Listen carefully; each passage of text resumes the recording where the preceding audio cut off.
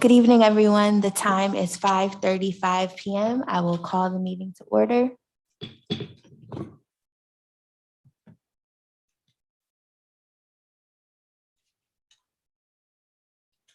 I will turn the meeting over to Vice President, our Budget and Finance Committee Chair, Ms. Green. Thank you, President Bowers. I'm going to turn it over to Mr. Petrosky for a roll call. Ms. Daniels? Here. Ms. Green? Present. Mr. Madsen? Here. Mr. Majors? Here. Ms. Rawls? Present. Mr. Rodriguez? Present. Ms. Bowers? Present. Thank you, Mr. Petrosky. Thank you, everyone, for being here tonight. Happy Valentine's Day. I will start with opening it up to the administration and the mayor to give a little bit of an overview. And we had a discussion yesterday between her team, myself, and the president of council, President Bowers. And so just kind of summing up some of the things we discussed and some of the questions that we had. Thank you. Okay. I take this off. Can't breathe. Good afternoon, council members, Madam President, Madam Vice President. Thank you for bringing us down and to get answers to the questions that you had yesterday. I'm going to start off with my Director of Economic Development. One of the questions was, how could that person do a dual job? Well, let me give you a matter of fact. Roy Chris, who was here, did half the federal job and half the city of Harrisburg job. Now, one thing about it is that we paid him, let me move this over. We paid him half of his wages out of the federal government and half out of the general fund. And he wore two hats. Now, Ms. Hill is here tonight to explain to you how she will be working as the Director of Economic Development and also the Director of Building and Housing. And just before we get to that, so the plan is to have one person filling the Director of Economic Development and the Director of Building and Housing role. Yes, and also Jason Graves will be helping her with some of the heavy lifting that she needs to be done in Director of Economic Development. Ms. Hill, thank you. Good evening, everyone. Can you hear me? Perfect. So some of the plans for economic development, they tie very closely with building and housing. Some of the functions have already fell under building and housing due to the open vacancy in economic development in brief periods, one of which was the Small Business Assistance Program. My team and I actually took that over and finished it out. That was $500,000 that was given out in small business loans to businesses in the city. We also did a job fair here in October here in the atrium that was also done out of building and housing.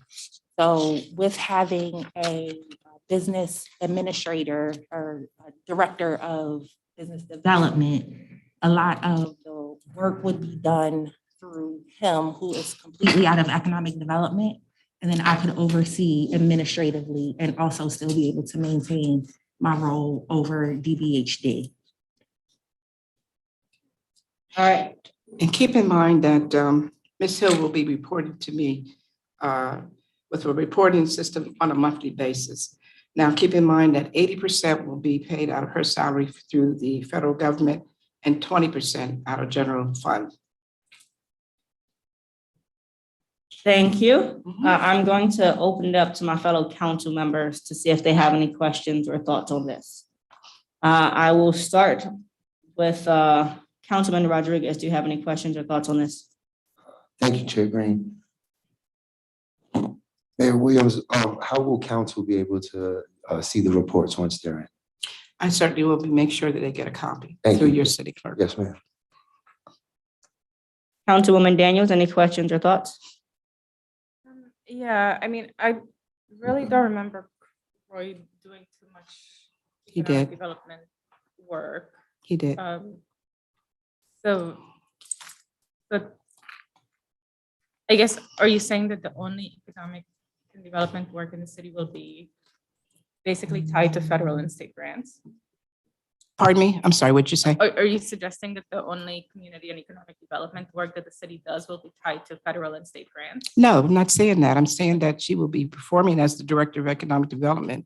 She will have one day out of the week where she would do Director of Economic Development. Keep in mind that she also is Director of Building and Housing, and she certainly has to abide by the federal regulations and do 80%. So Wednesdays will be the only day that she would be doing Director of Economic Development. Okay, and then in that one day a week, Ms. Hill will be doing all of it. So the other role is not, she's not supervising the other role, Yes, she still will be Director of Building and Housing. but it, She doesn't have anybody under her, under Director of Economic Development. okay, so, The business development. Yeah, business development. okay, so the business development is going to be under Ms. Hill. Yes, yes. Originally, it was like that before years ago, until they did the reorganization. And then they took it out and made it two different departments.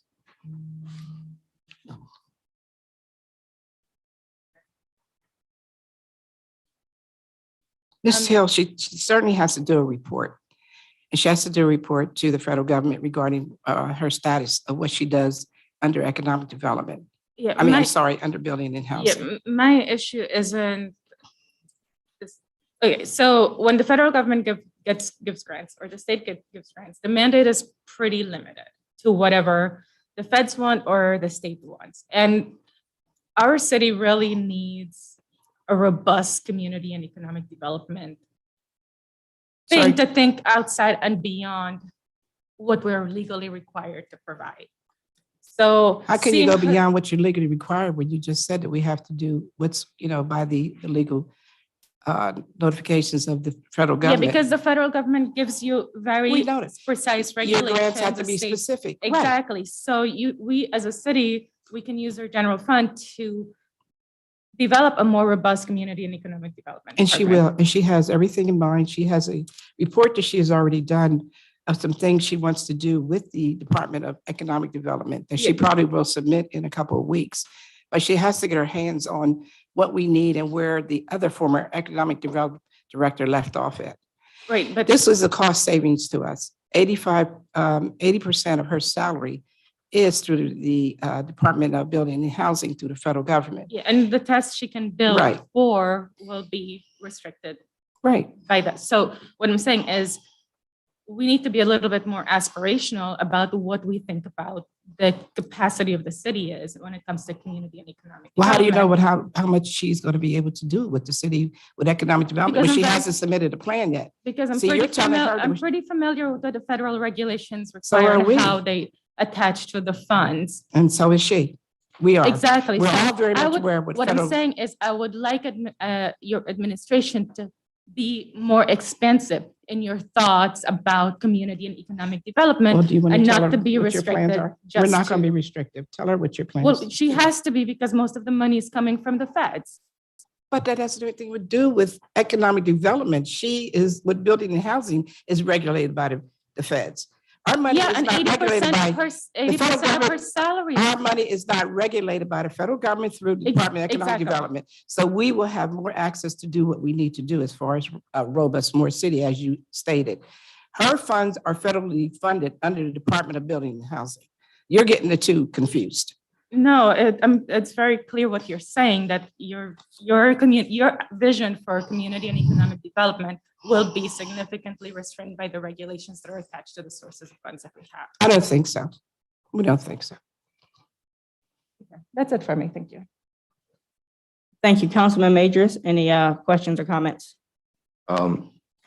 Just what does this do to the proposed budget? Because so we do have budgeted for the Director of Economic Development in this budget, 90,000. You're saying we're going to have to make an amendment, another amendment to reduce that down if we're looking to ensure that we're having accurate budgeting, right? So Yeah. how much are we looking? 20% of what salary?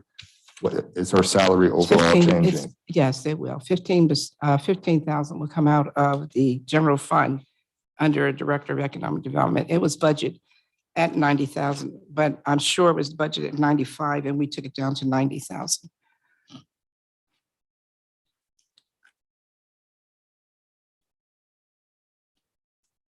And that 15,000 is going to represent 20% of the salary, correct? Yes, she can only do 20%. Okay, 80% of her salary is through the federal government, so she has to do 80%. We did the cost analysis.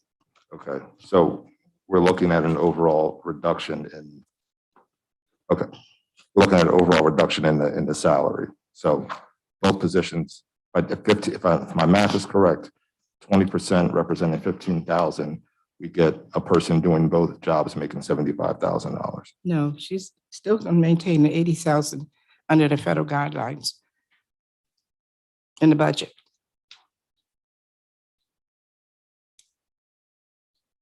Okay, well, we'll have to do some math there then, because if you're telling me 15% represents 20%, 15K, 58,000. right, 15K represents 20%, Mhm. 15 times 5 gets us to $75,000. No, we're doing Okay. 20. I believe it should be 18,000. Right, For okay, 20%, I believe it should be 18,000. all right.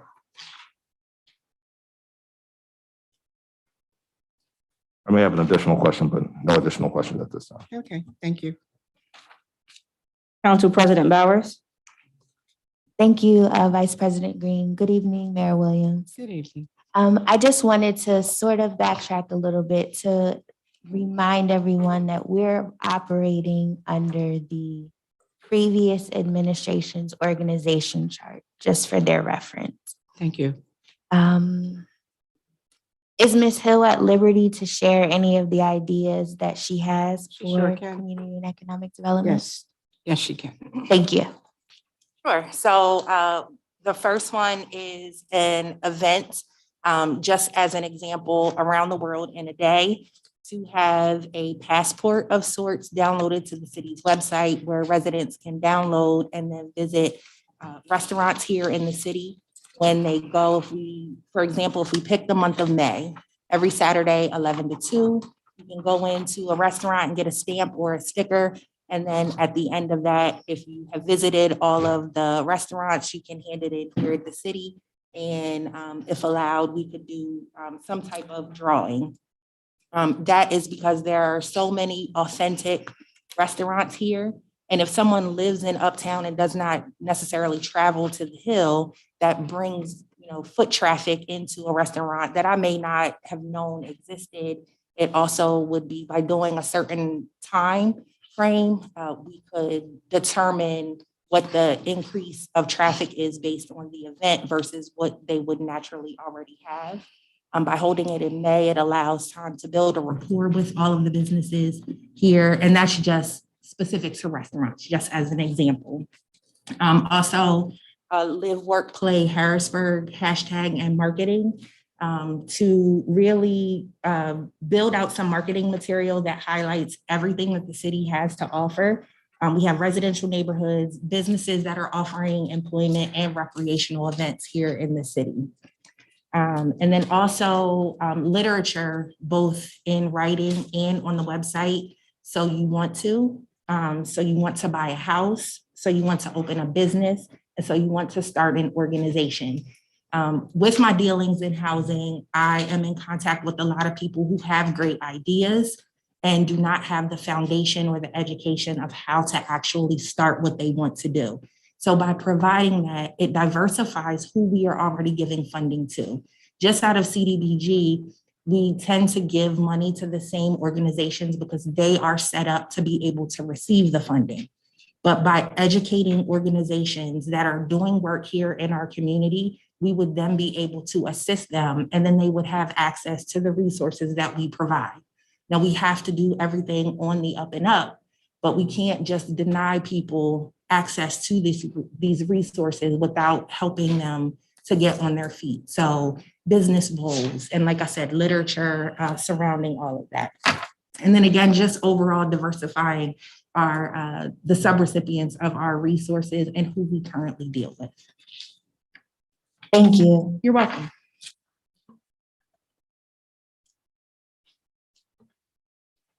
given the federal component to both of these roles, are you aware of any potential overlap, or would there ever be a situation where you could potentially be in conflict between the two roles?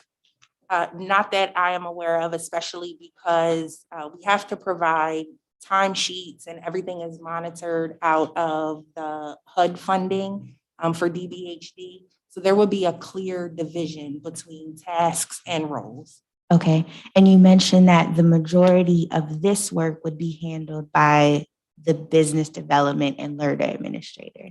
So it Okay. could, yes, so it Okay. could be. So the rapport, the business going out to the businesses, some of that I could absolutely do, but that would already be encompassed in what he's already doing. Okay, now in working with the previous community and economic development director in your current role, I guess how closely did you two work? Did you find areas for overlap? Because I know in previous presentations, he was here and you were here under his purview. So is that how you see the two roles still working in that way, or?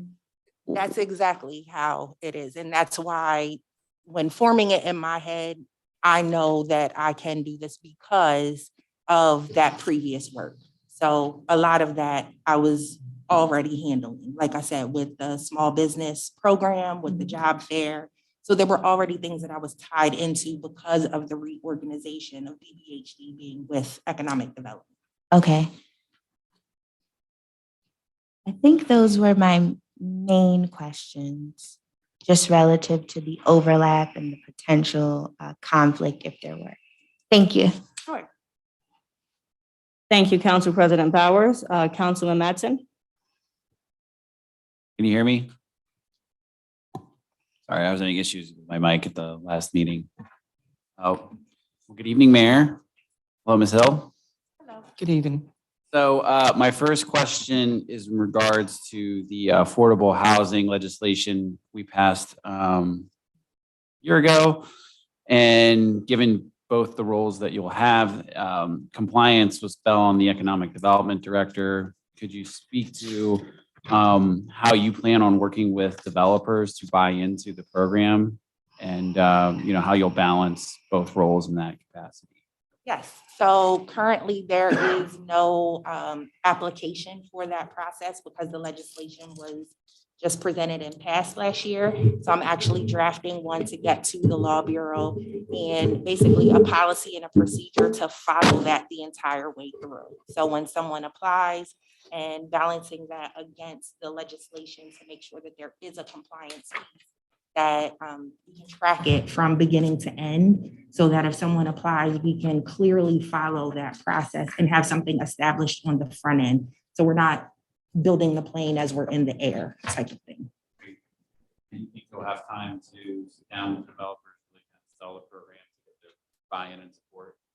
I can. So I do have some experience with dealing with developers because of the home funding that's under DBHD. So there is a lot of that communication that already occurs. It's a little different because they are applying for home funding for their projects, but there are some transferable language and skills that I'd be able to use. So I'm comfortable with that.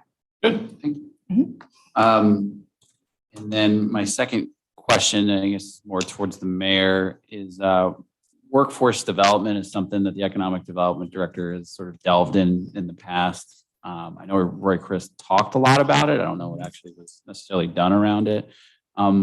Is that something that your administration plans on delving into?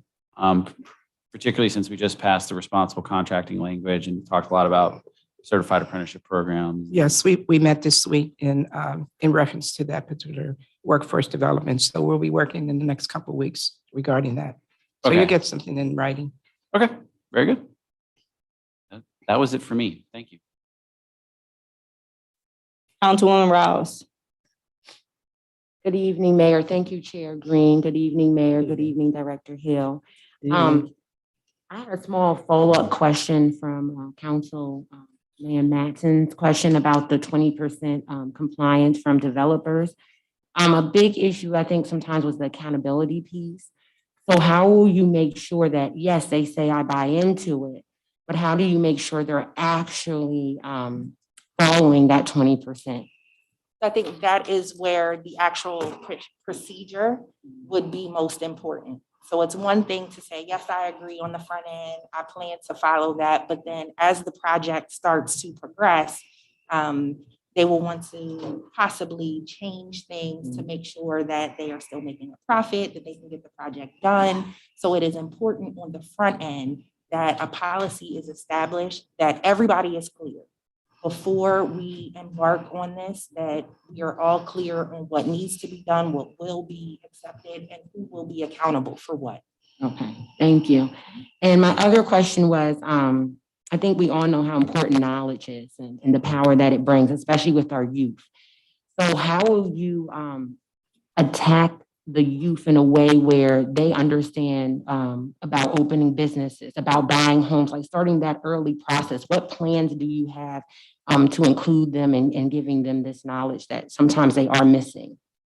So establishing a relationship with the Harrisburg School District as far as their SBI program and making sure that we hold events that are attractive to them, especially with youth being able to be more creative, have access to technology. So just offering different ideas that whatever they are interested in, and then creating a path that they can create for themselves. Not everyone is fit for the workforce, and just making sure that we're thinking about things, in totality. So if they are residents of this city, making sure that we are working in tandem with every organization and system that they are tied to build them for their success. So like I said, SBI, business bowls, those are things that we can have right here and offer to them, along with the classes that we are potentially offering their parents who are trying to start a business. We can also replicate that for the youth as well. Okay, thank you. And my last question was, one of the big things I think a lot of residents, like you pointed out with small businesses, not knowing how to start them. What could you put in place? So other than, I know you have the so you want to, but a lot of people don't always go on websites or whatnot. So what can you do where residents know, okay, this is exactly what I can do to start a business. This is where I can go to look. This is where I can get the information. What kind of hub would you create to help our residents be able to access that information quickly? So I think it is not necessarily one hub, but it is offering information multiple ways so that any way that people receive information is available. So some won't go to a website, but some will use a QR code. Some will see it when they're at an event, social media. So it is making sure we have a TV station, making sure that we are making full use and potential of every resource that we have. We are trying to have individuals in this community have access to the resources. It would behoove us to also use them, making sure that information is here at City Hall. So when they are already here, I get a lot of emails, just people asking. So being able to shoot an attachment right back in PDF, almost like a checklist of they can identify where they are in the process and then pick up, okay, we don't know what we don't know. So not only providing information that we have here, but also referring out and establishing a better relationship with people who are already doing this work. You don't have to reinvent the wheel, but we do need to make sure that we are offering a robust system of access and knowledge to those who want it. Thank you very much. Thank you. I believe I just have like one question or so. As we're thinking about local businesses and startup businesses, have we looked into like incubator programs or test kitchens to give them that opportunity to really test the waters and learn about running a business without like such a large capital investment? So that is actually a large, big idea that I have is an incubator, short-term, 18-month lease for small businesses.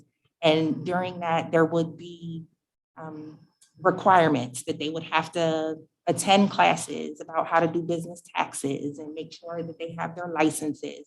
But again, providing these resources and setting them up for success, as we know that first year in business can be the most critical. So helping them through that to establish a client base, perfect their craft and their product, and then helping them to then move out from an incubator type system somewhere in the city. Thank you. That's the only question that I have at the moment. Are there any other questions from my colleagues? Councilman Rodriguez? Thank you, Chair Green. Director Hill, the option about the Around the World in a Day, I believe it was called, would that be accessible to outside residents? Because it could be phenomenal for tourism. Yes, so I did discuss that with the mayor of not just limiting it to residents of the city. And again, it just highlights and showcases the great things and, you know, the food and Absolutely. culture and ethnicity that we have here in the city. Absolutely. Mayor Williams, what kind of gifts or I guess prizes, if you will, would some of the kids get once they visit all of the areas and places and I guess redeem it? Would they redeem it? Yes. Okay. Some ideas. Well, we haven't thought about any yet. You know, Okay. I did talk to Downtown Improvement District, and they have a variety of things that we can give for the kids that they give out, you know, through the travel, you know, people that come through Harrisburg. So I'm going to utilize some of those first, and then we're looking at a budget of what we want to do with that. Okay. Can I make a suggestion? Maybe something innovative like a day with the commissioner or a day with the fire chief to kind of get the kids further into like the local politics and local positions. They may be interested in something like that. That may be great. Thank you. Well, we were going to do that anyway. We're going to have the fire chief and the police commissioner go into the schools Perfect. and spend the day. Thank you. Thank you. Any further questions, Council President?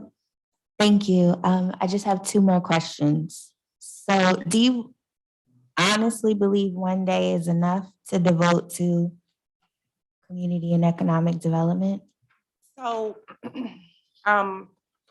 one day would be my dedicated day to it. I understand that calls and emails will come in every day, and organization and delegation are huge.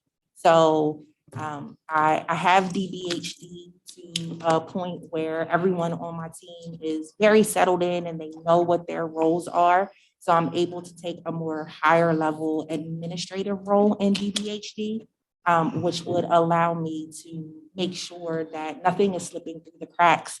I fully understand that this would be a heavy lift, but I am excited and ready. And like I said, I feel like these tie together very well. So I am up to the task. So one day would be dedicated, but I understand that, you know, we'll get it done. Okay. My other question is, so with the need to delegate and some of the lofty ideas that you shared, with the director of business development and LERDA administrator, do you have enough support, I guess, in this realm? Yes. So he is brand new, hit the ground running. This week just started on the 7th. So we are already meeting, and like I said, he's reporting to me, and then that's a part of the report that I'll be giving to the mayor. So between the two of us, I do believe that it would be enough support in this role to get these things done. Okay. No other assistance in maybe another, I don't know, assistant of some kind? I just want to make sure that there's enough balance in both of the departments where you're not spread thin. And I want to ensure that both departments or bureaus get the best of you. Sure. I don't want it to be DBHD gets 100% and community and economic development might get 50% on a Wednesday. So I just want to be clear that you have enough support in both of the areas to ensure that there are no lapses in services provided. Any other questions or comments? Councilman Majors? Yes, just one, and my apologies. So are there any proposed changes to the structure of the Department of Building and Housing? Can you just just briefly describe what the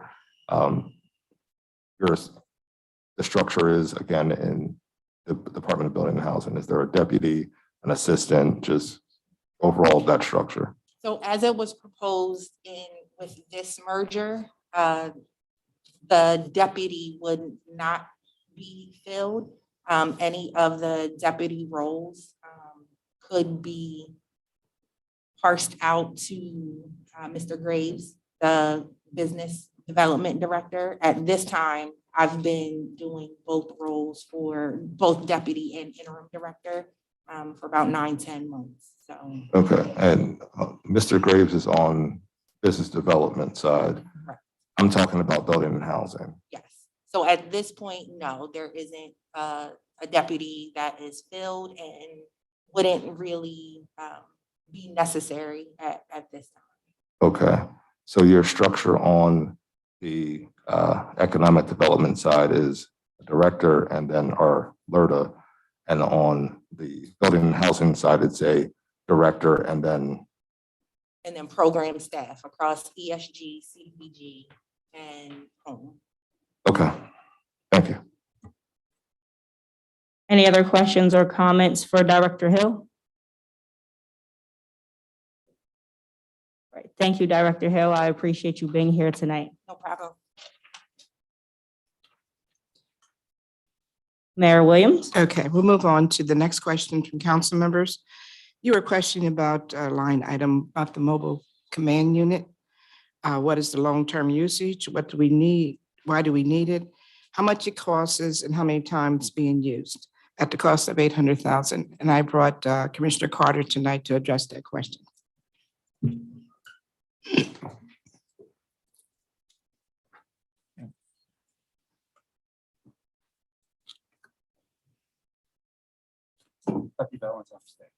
Happy Valentine's Day, and thank you for making yourself available, Commissioner Carter. Yes. So I'm gonna pull this down some. I have my shots. That's fine. Just make sure you're speaking into the mic so everybody can hear you, please. Yes, ma'am. Thank you. I came on this job back in 1988, and we've been using the same command van since then. The command van has taken a beating. It's been used and used. We use it for component work. We use it for when it's flooded, snow removal, for major fires, for any major incident. We use the van, command van. We used it in the neighborhoods when like there was something going on. We used it at major fire scenes, major rescue scenes. But since then, we use it at the farm show for the outdoor show and different things like that. But since then, the equipment in the van stopped working. We have to plug it into electricity to get heat because right now it has no heat. It has no permanent radio docking stations or anything like that. We have to use portable radios. That means that we cannot dispatch up with PSP, with Capital or anyone else. If there's a plane above, we can't talk to them because we have no docking stations for computers or for permanent radio station in the van. I can tell that you guys have been doing your homework and just not selling for what I'm saying to you because I had a conversation with somebody on city council the other day. And true, we don't use a van a lot, but we do use the van. And we've been dealing with the same van for over the past couple of years. And so the question is, why do we need the van now? Well, because when they were giving shots up at Hack, we had to borrow a van from the lower Dolphin Police Agency because we didn't have a command van. When we had the El Mafi incident, I had to go to the bar at 17th and Mulberry Street to clear the bar at to make that our command station. When the Front Street incident, we didn't have a command van, so we're out there in the cold weather, trying to do what we can do to make the scene safe and to dispatch officers and river rescue and the fire department and everybody else. I know that the asking price on a command van is great. I understand that and I get that. And they cost because of everything that they have in it, and they're special made. You just can't go to a dealership and ask for a command van. They are specially made vehicles, so the cost is going to be great. And if you, we did have a partner in PMC a couple of years ago. We were going to put up $250,000. They were going to put up $250,000, but that never happened. And then they took their offer off the table. So, right now we're running on a command van that's been around before 1988. It breaks down constantly. And we would like to use that van for recruitment, going in the neighborhoods, making the neighborhoods safer, and for all the other reasons that I just stated that we needed a van for. So I hope I explained it, and I will be more than happy to answer any questions that City Council may have. All right, I will start with a question before I open it up to my colleagues. Do we have a final price, or is it still just 800,000 lease to own? I personally don't know what the cost of a van is because it is specially made. And not There only would is be it- bidding requirements, so you can come up with a budget. And what the city normally does, depending on the pricing, you make the best business decision at the time, whether you use the budget allotment or you use the lease purchase. There's other conditions on a lease purchase for the city. So it's really budgeting the amount of money. And then with the budget council provided, seeing how you leverage that to the best deal the city can get on such a large piece of equipment. Okay, a follow-up to you then, Neil. If, for instance, we budget $500,000 or 800,000 or $1 million, whatever, say we budget it, and then they go decide to build or bid on through the process a $10 million vehicle, does it come back before us, or is that just? Yeah, absolutely. That does not happen in a vacuum. Lease purchases have to be approved by this council if it's a lease purchase. That type of contract. We still have some restrictions on such borrowing based on our technical status with Act 47. And depending on the conditions and where the lease is coming from. So there'd be a lot of technical issues the finance office, the business office have to work out with the police. That they're always complicated. We've done an entire fleet of trash trucks that way. We've done the lighting system that way, but it takes a lot of moving parts to get the most for taxpayers out of that purchase. Thank you. I'm going to open it up to my colleagues with any questions or comments, and this time I'll start with Councilwoman Rouse. Any questions or comments for the police department on this? Not at this moment. You may have to come back to me. But thank you, Chair Green. Thank you. And good evening. How are you, Commissioner Carter? Good, how are you doing, man? Good, thank you. Chief Carter, I'm sorry. Councilman Mattson. I do apologize for my brief absence. I had a work conflict, but you may have already covered this, but this will have to go back before council, correct? Yes. Okay. It depends what the determination is. You'll know about it either way. But for example, let's say that it turned out that the command van of the commissioner's dreams turns up on CoStar's, which is a pre-approved state contract for $300,000. Well, at that point, if you allotted the money, and like any other CoStar's contract, it's pre-bid already. So, but you would know it's happening. But what comes back before council depends on what the option is at the time. Okay, understood. That was all. Thank you. Thank you. Council President Bowers. Thank you. Good evening again. So I just wanted to be clear that this could be utilized by the Bureau of Fire as well, correct? Correct, ma'am. Okay. And it's my understanding that command vans vary in price. Are we aware of any maybe neighboring municipalities that have one? Are we aware of any costing that may have occurred with theirs?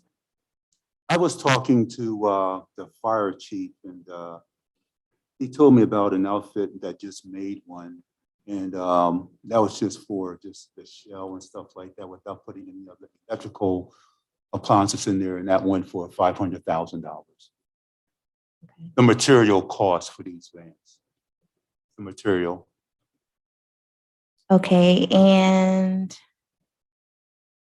so given the issues with the current command van, I guess it's really been utilized over the last 3 years sparingly, given that it really can't be used during the winter. Is that correct? That is correct, unless we find a something to plug it into. Okay.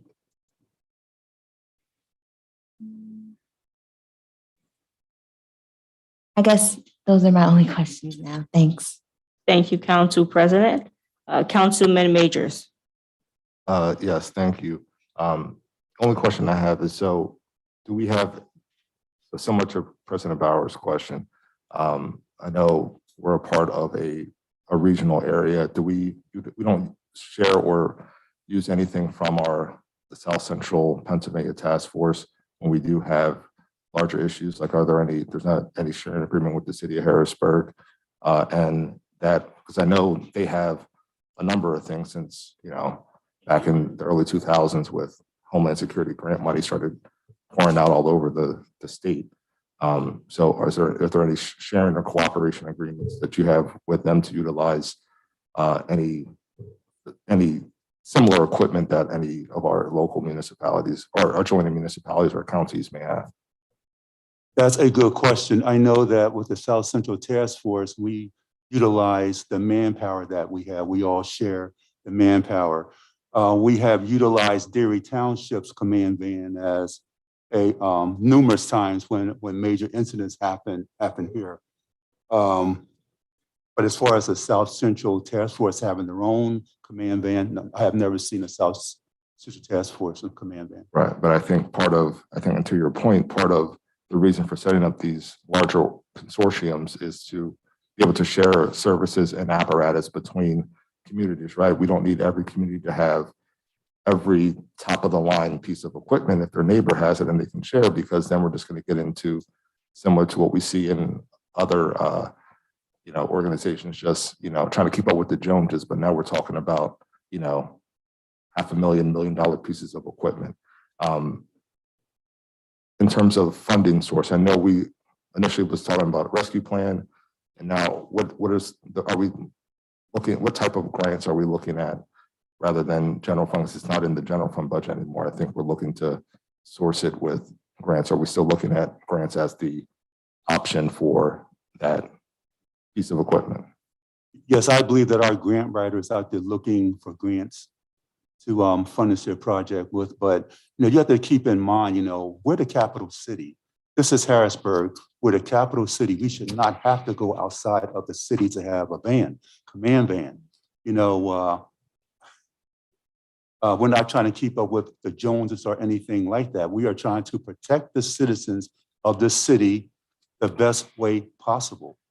And as a capital city, I think that it's a disgrace that we do not have a command van. I think that is something that should have been gotten a long time ago. But now, we're at the 12th hour, where ours won't even barely pull off of the lot.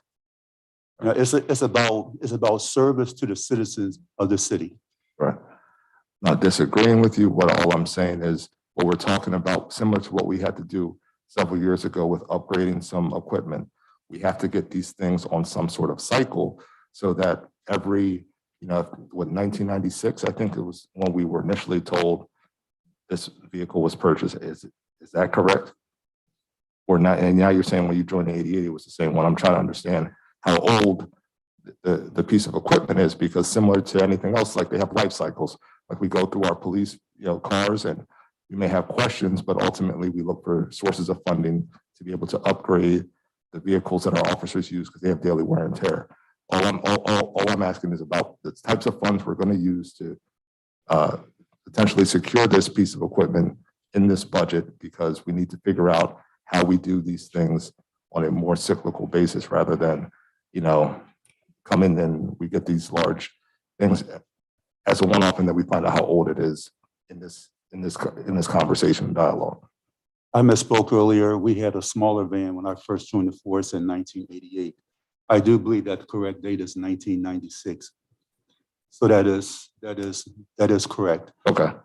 And we were on a cycle to, we had $250,000 on a line item that was approved last year, and we had UPMC that was going to match, but that never took place for us for some reason. Okay. So, we've been reaching out, trying to secure a new command van before prices go up, because prices go up every year. Right. And I can sympathize with you saying, because I understand that it is a very large ask. It's a very large ask. It's a very large burden to put on the citizens of Harrisburg or, to try to get money for. But it is a necessity that will be needed sooner than later, sir. That's all that I'm saying. And, I'm only up here explaining it to you, and it's up to the Honorable City Council to decide, what they're going to do with it. And then, I know you mentioned about UPMC backing out. Did they tell us why they ended up backing out? I don't have that information. Okay. I wasn't privy to that Okay. conversation, sir. All right. Thank you.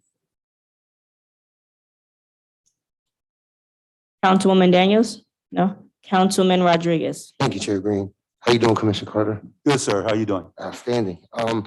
With the COVID-19 pandemic, we know a lot of supplies has been delayed. Do we know if we're able to purchase one or get our hands on one? Will there be a delay, and what would the ETA be if so? I'm not sure about that, sir, but right now there's a delay in everything because the materials and what have you.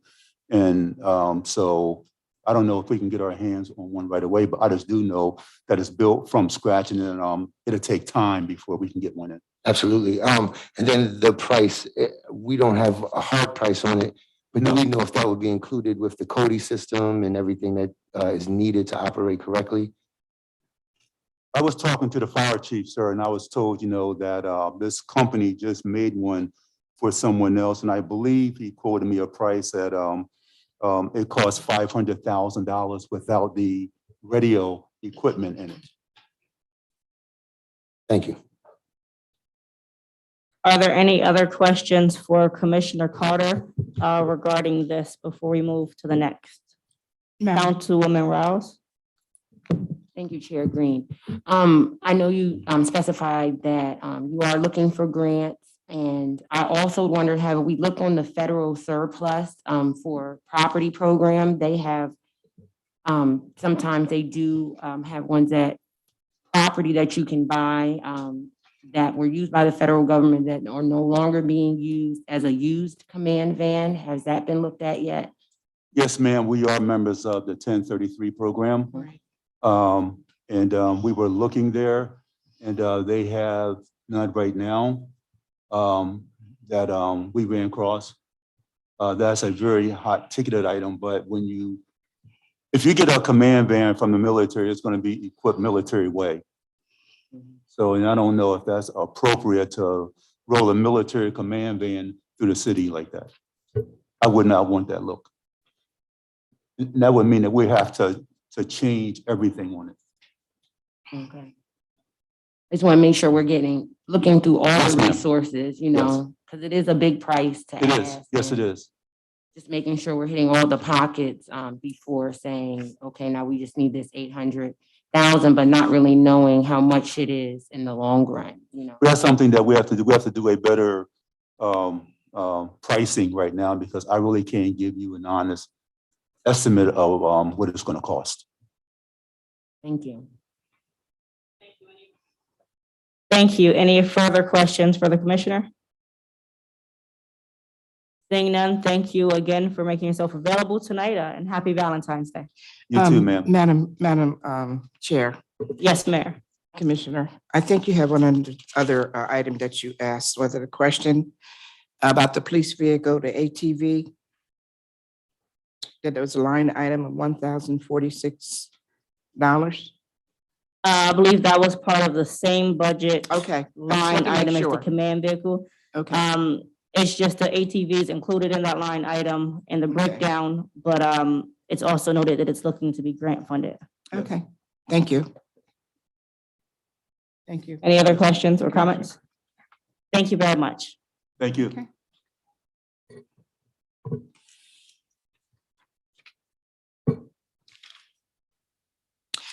Okay, Madam Chair, we now move on to the question about whether we should reclassify the communication manager or should we leave it as that our communication director?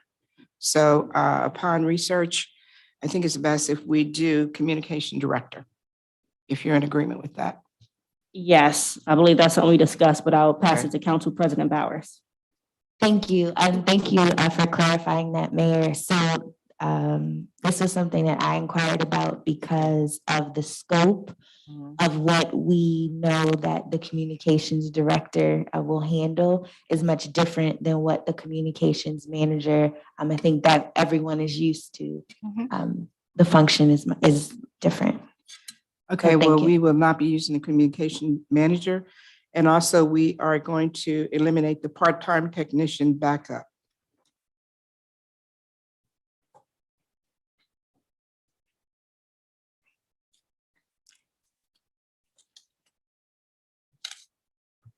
And just to be clear, that's an amendment we would have to make. Yes, the reclassification from communication manager to communication director. Right, but then the elimination of the technician backup. Elimination of the part-time technician. Madam Mayor, you have the option of simply I know, not filling. right. You don't have to really do it. I can just not fill that position for the year. Okay, Okay, we'll move on to the community. I'm just going to open it up to see if anyone has Oh, any questions or okay. comments regarding that before we move on. Any questions or comments from my colleagues? Seeing none, I believe we can move on. Thank you. Okay, you also addressed community services aide supervisor. You asked, do we need someone who supervises each shift? And I just want to give you a little bit of background. I talked to Commissioner Carter.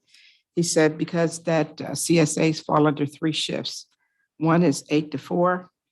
The other is 10 to 6. The other one is 12 to 8, 3 shifts. He said the shift at 8 o'clock will fall under the uniform patrol supervisor. And if they are not available, you can also reach out to Captain Hoover.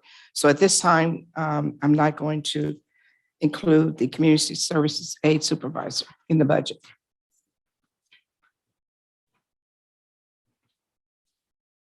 Any questions or comments regarding this? I don't believe there are any. We can move on to the next one. Thank you, Mayor. Okay. Mr. Singleton, would you come forward, please, because you asked about the job description regarding social equity and compliance.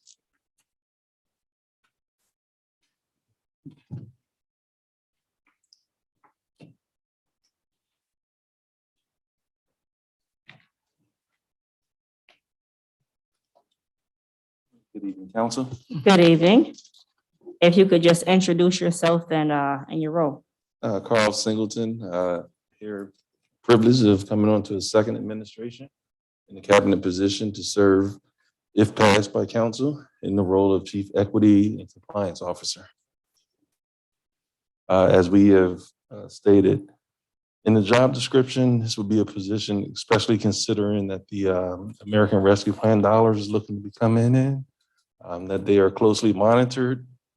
I guess the way, maybe I should just go right into reading it if you like. For the sake of the public that's watching. Is that okay? That's good.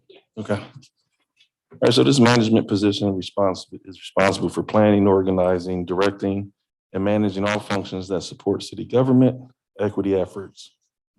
Evaluates, establishes, designs, leads, and implements programs, policies, and practices that advance systemic changes in areas where the city has control or influence to address the cumulative impacts of institutional and structural inequities. Serves as a champion for the delivery of city services through an equity lens and deepens current diversity and inclusion efforts by coordinating activities with other departments, officials, outside agencies, and the public. Identify areas of structural and systemic racial and economic disparities in the community while simultaneously cultivating partnerships and networks with communities to create meaningful institutional changes, and provides highly responsible and complex professional assistance to the mayor. The work is performed under the direct supervision of the mayor. Thank you for that. In discussion with Mayor Williams, I did bring up that the Social Equity and Affirmative Action Director was being zeroed out in the budget, and inquired if this position picks up some of those duties, or is this something completely different? Well, as we discussed it, I'm not an EEO or affirmative action expert as we understand it, as I understand it, as being presented, that would still fall under legal, but as that expertise.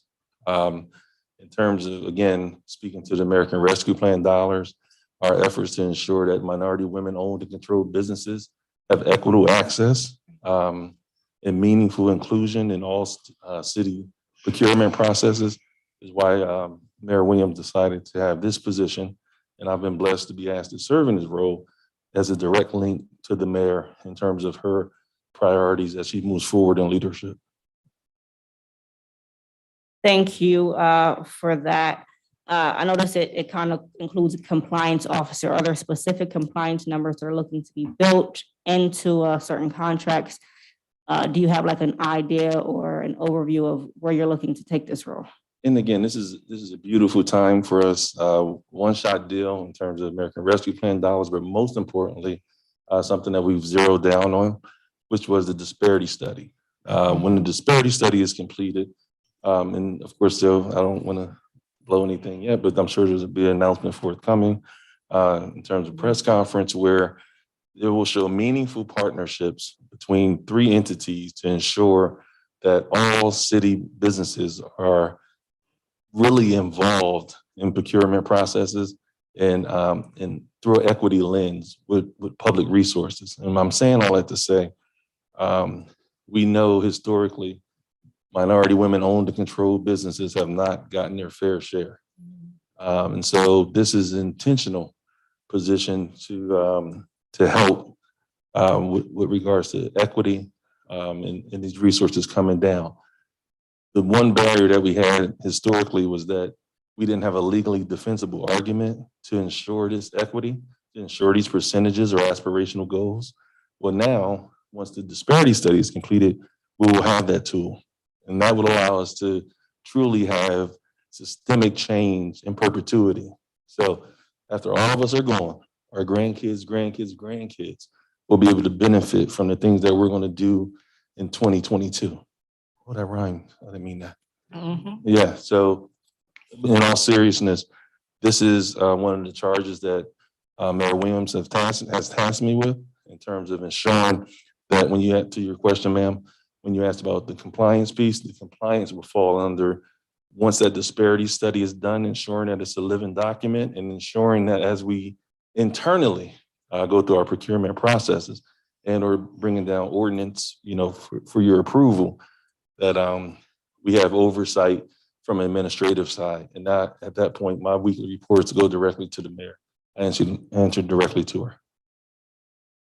Thank you. I will open it up to my colleagues for any of their questions or comments regarding Mr. Singleton or the position of Chief Equity and Compliance Officer.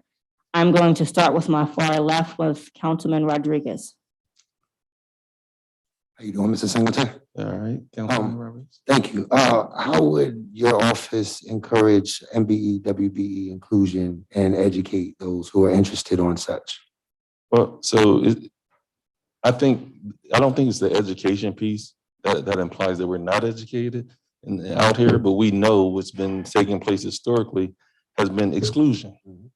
So I wouldn't be disrespectful to the businesses to automatically assume that they aren't ready, willing, and able. I'm just going to go out there, of course, coupled with the efforts of economic development and other departments to let them know that the city is truly open for business in an equitable fashion and form. Absolutely. It was an assumption. I was just asking you specifically in your new role, how would you go at it? But thank you for the answer. So I can go further. Oh, absolutely. Thank you. So I think continuing to have these open forums like we do, doing business with the city open for business, but then actually having opportunities present themselves. So not only doing business with internal departments, but welcoming in UPMC, who's continuously building hotels, welcoming in Harrisburg University, HAC, and others who are right here in our communities. They have not only procurement processes, but they're spending money as well.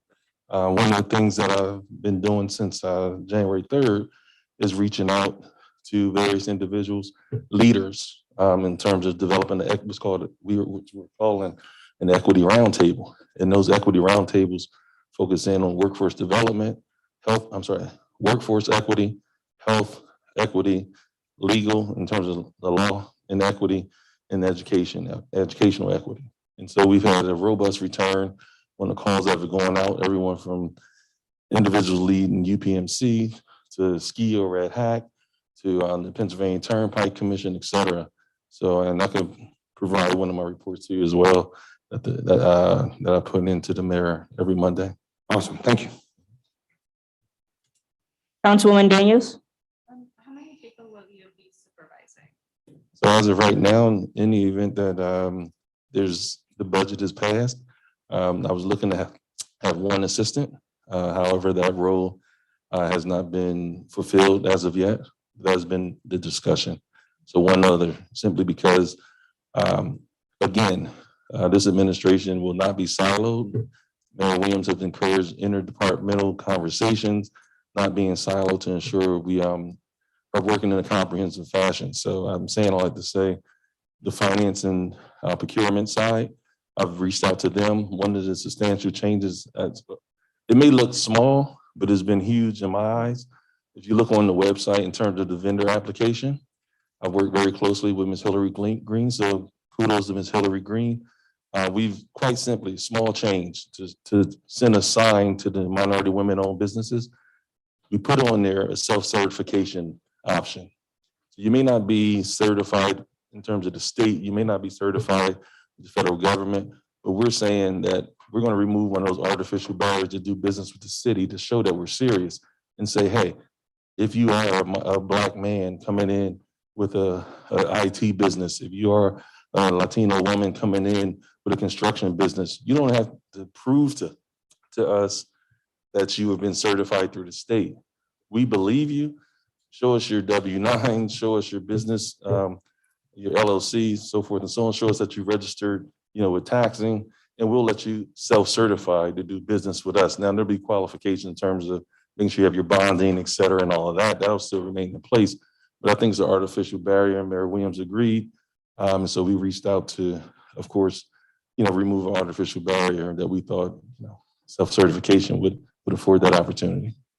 And then what's going to be your role internally within the city? So as you were trying to advocate for underrepresented groups externally, we need to be setting the example internally. Agreed. So what's going to be your role internally? So one of the reasons why I did not go outside the city government, yes, is because as we stated in our cabinet meeting, I could not go outside with fidelity talking about the external process until we took care of our house first. And so one of the things that we've done is started having conversation, but being respectful of this process that's been going over the last 2 weeks.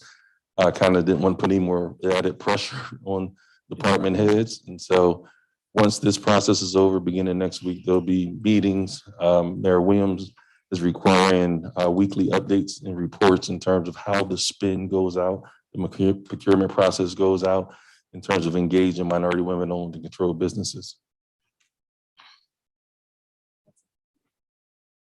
Thank you, Councilwoman Daniels. Councilman Majors?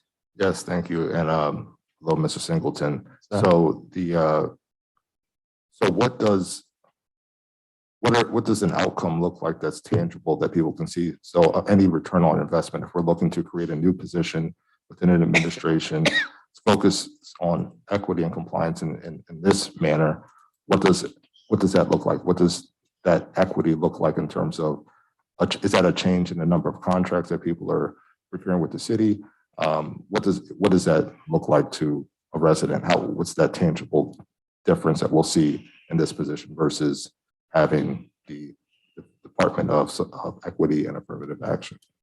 Well, I don't think it's the either or. I think it's an and, because we're not losing the affirmative action side.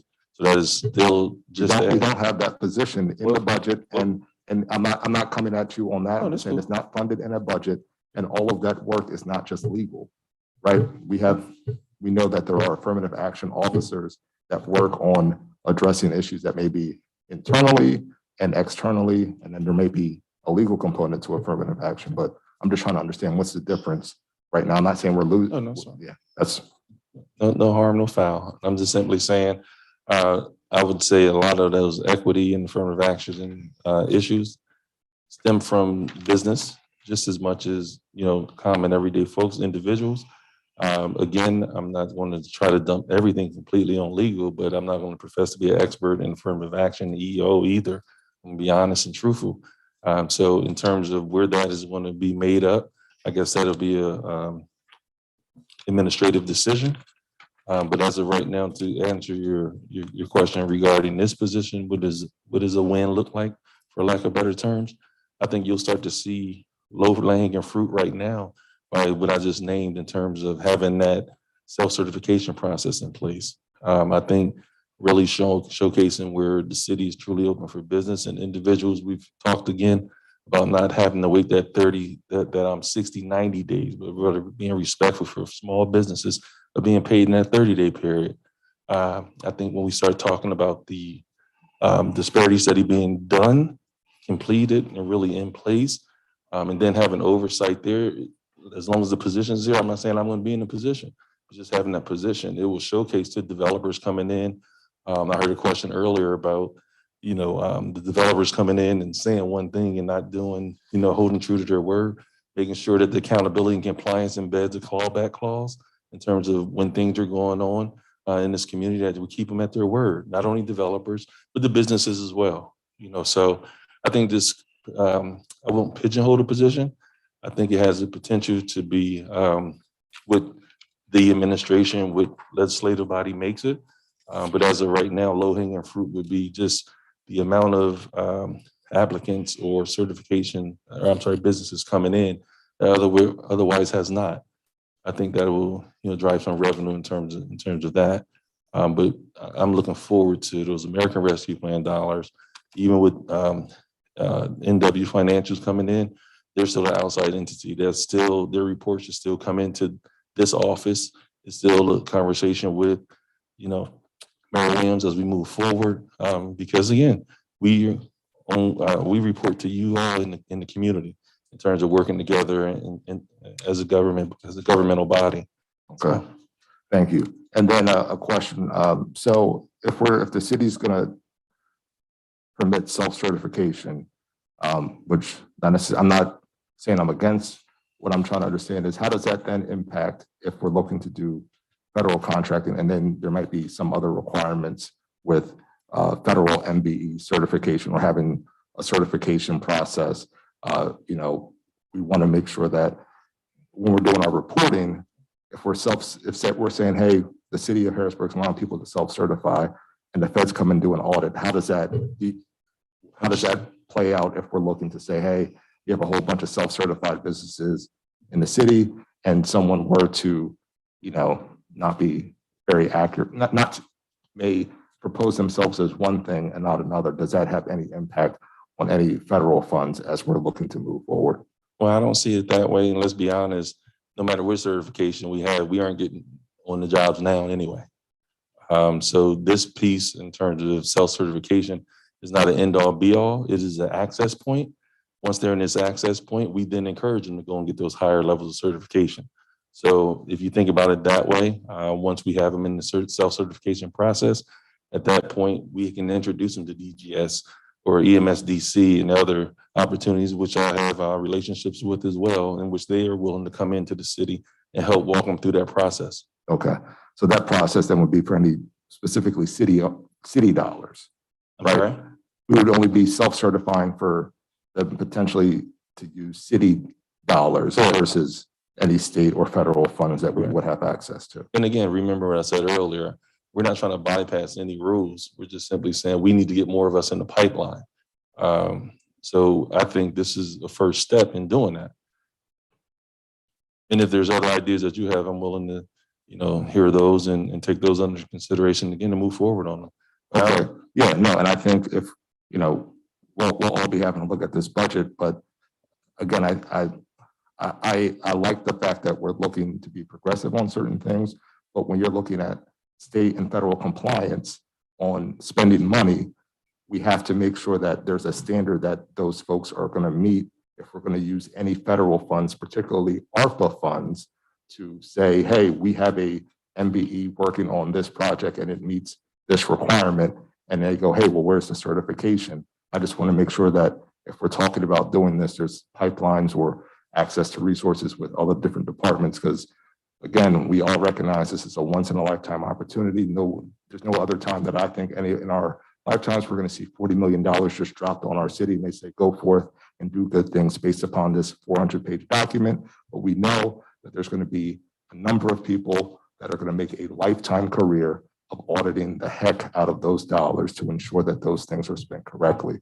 So I think, look, the solicitor may have something to add. Yeah, I think whatever we're applying for money or getting money, we try very hard to with the different offices to get something on the front end checklist wise, so they know what certifications, and also which a lot of federal programs have, whether there is a upfront waiver process or other processes that allow something that's not fully compliant, as long as you get advance permission to do that. So I mean, that's the kind of upfront work you have to do when you get to these things. So I can't sit here and attest what the actual final requirement will be, but before the money has to go anywhere or get spent, we have to check those boxes. And we do it with the federal audits pretty often, and with the annual, we have to do annual certifications on issues with the city to the federal government under the SAM system. And we run through a whole bunch of check boxes to do that every year, including what acts and titles we come under for in terms of civil rights related statutes that the federal government issue over us and issue over everybody else. Okay. Right. And then again, to the administration on the affirmative action piece, it's all that just going to be absorbed by the law bureau. There are going to be other folks within the administration that might handle some of those issues if and when they arise. Well, it's going to be a mix. I mean, I think the final determination isn't made.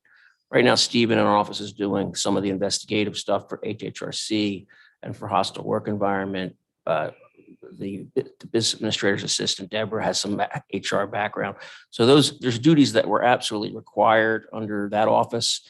What Mr. Singleton's picking up is some of those duties, and then some that were real closer to business oriented, which the prior officers were not picking up. And so they'll have to be divided amongst the offices. We try to make sure that there's a wall so that investigations are done cleanly when there's a complaint internally or externally, and have a clear process up through the ladder that it's done. And it's not infrequent that you have to sort of modify each time, depending how many people are in the process and if they're connected to someone at the city. And we always have to sort of figure out where the lines are with who is truly neutral in the investigation and the process. So that'll be worked through with HR, with the business administrator's office, our office, the mayor's office. Okay. Thank you. Council President Bowers. Thank you. Good evening. I don't have any questions. Thanks for your presence tonight and for clarifying the role and everything that it encompasses. I look forward to, of course, the completion of the disparity study, something I'm very much excited about because there's a great need. And I also look forward to learning more about the Equity Roundtable and any other future programming and assistance we can provide. I'm happy to help. Just put your name down. You're on it. Thanks. Councilman Madsen. Mr. Singleton, Good evening, sir. sure you can hear me. So historically, MWBEs have struggled with lack of access to things like equity, or, for example, what some are calling the time tax, just all the time it takes to deal with regulations and the paperwork. If you're a small contractor and you're painting, you don't necessarily have time to sit there and fill all the paperwork that some larger MWBE firms, or excuse me, firms have with more resources. What can city government do about something like that? Can we do anything? I think that's part of the equity roundtables that we're discussing. Some of the partners at the table are involved in banking. Some of the partners are, CPAs, et cetera. And I think formulating relationships with entities that already have those internal controls, and quite frankly, asking them to share. And I'm not saying they have to come into city government. They need to make themselves available to those individuals that we see have a need. There'll be things that we do well over here that they don't, and they should be, because they're at the equity roundtable, be able to share resources with us. So we were talking earlier about shared services amongst municipalities and Central Pennsylvania regionally, et cetera. But this is the same thing, that could take place here, especially when we see a need, especially in this field where we know it exists. That was it for me. Thank you. Sure. Councilwoman Rouse. Thank you, Chair. And good evening, Mr. Singleton. Thank you for joining us. Good evening. Thanks for having me. You did mention some of the, at least one of the issues that we have with equity and compliance with African-American women being able to have a seat at that table of owning a business. What other issues do you feel like you would be working on or encompassing? And how would you get to the root of the problem of those issues? Well, I mean, it's no secret. I'm a Black man in America who knows I'm a Black man in America. There's anything that is going to be good for those underserved, underrepresented, and marginalized communities helps us all. So walking in a room, having a distinct role, responsibility, and quite frankly, now a disparity study at your disposal, the legally defensible document, I think will go a long way for systemic change to address institutionalized racism, inequities, white supremacy, and other issues that we know we face. And so considering that, we're at a position now, as we all talk about, being at a crossroads, it is now or never to address all those ills in our communities, those disparities in our communities, those social determinants of health that we are now able to at least put a dent in with regards to this American Rescue Plan resources that are being afforded to us wisely. To your points earlier that you're making, I respect all of the questions because it is your fiduciary responsibility to ensure that we are good stewards of these dollars. I agree. So what would be some of the things you would put in place? Like, again, the thing in place is that disparity study. I mean, you can almost drive the numbers in an equitable, not equal, but an equitable way. So for example, if there's opportunities for conversation with banks, and we know that there's a process I have one lending institution I have a relationship with that agreed in a previous role I was in to set $5 million aside for minority businesses, minority women owned and controlled businesses to do what? Still follow the rules, the underwriting requirements, et cetera, but to in essence say, we understand that there's been inequities. So we want this $5 million set aside, understand our Community Reinvestment Act to go towards showcasing we're going to pour back into minority women owned and controlled businesses. So that's just one example, relationship building, having real impact projects in communities that go beyond just presenting a check. These banks and other institutions just presenting a bank a check at a baseball game, although keep doing that too. But to simply say, here is a real anchor project that we're going to invest in this community. Here's a real workforce development entity that we want to get behind to ensure that we're addressing the ills of the school to prison pipeline. When we talk about diversionary programs and or other opportunities where we could bring Department of Corrections, Dauphin County, and the city together along with UPMC to talk about how social determinants of health really need to be addressed from a holistic standpoint. We could drive those types of conversations. thank you very much. Are there any other questions from my colleagues or comments for Mr. Singleton? Seeing none, thank you for making yourself available tonight. If this position is created, I look forward to working with you. I'm excited to see the things that you're looking to bring. Likewise, I hope it is. If not, I'll be working from the outside doing the same thing. I appreciate that. Thank you.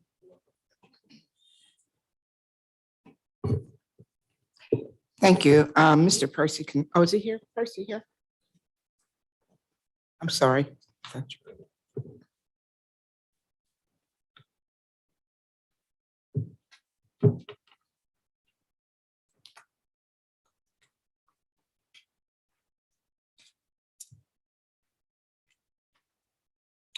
Mr. Percy here works in traffic engineering, and he's here tonight to give us his thoughts on whether or not a permanent engineer or a engineering company is best usage for the city of Harrisburg. Hear me? Better? Yes. So after our last meeting, excuse me, good evening, council. After our last meeting and listening to council majors, I really took time out to think about the position itself. At the end of the day, if we are forecasting for the budget for $150,000 for having a team or a forecasted, company come in and plan on contracting, and then at the end of our 6 months or whatever time period it meets, we'll have to employ one. And the monies that were suggested was another additional $150,000, which equals, of course, $300,000. With the work that's going on in multiple projects in the city right now that I currently look after, there's right now 13 of them. More of them going to start as the year go along and the weather gets warmer. And I have a pretty good task on them.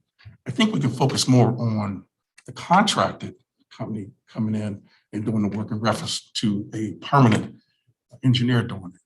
Once you get the contracted company coming in, you focus more on the 2 people or 1 person on all the work that is in task. It's a company that's being looked at right now, along with the other agencies that are out there. You have them all doing a vast amount of same work. It's a broad perspective of work. So they're all able to do anything the city requests them to do. That being said, I don't think there's a need for having a permanent engineer right now, as long as you have the contractor on that's in here to do the work itself. When we need the contract engineer to come through, all is needed is a stamp and to oversee the work that I or whoever else the city needs to apply it onto them, look it over, and bring it back. The only thing that's a downfall to, which Solicitor Neal can probably speak better at, is as we deal with the different unions and ASME programs, asking what's in the city, and I can't do anything about because I'm not an ASME member. So that would fall under the solicitor, and we have to reach that point. But until that, I think I can have a well-vast hold of everything. And as I do now, I currently slide all needed stamped engineering information over to them so they can have a stamp, they can look it over, and we move forward from there. Questions, please? All right, before I open it up for questions, just kind of as a point of reference, when I brought this up with the mayor when we were meeting, you kind of made it clear that you were looking to go with an engineering firm for at least a year to see how it is before looking to either hire an engineer or go with an engineering firm moving forward. So that's just kind of a little background information on how we requested for you to come in and kind of give your opinion on it. I'm going to open it up to my fellow council colleagues with any questions, starting with Councilwoman Rouse. Good evening. Thank you for coming. Yes, ma'am.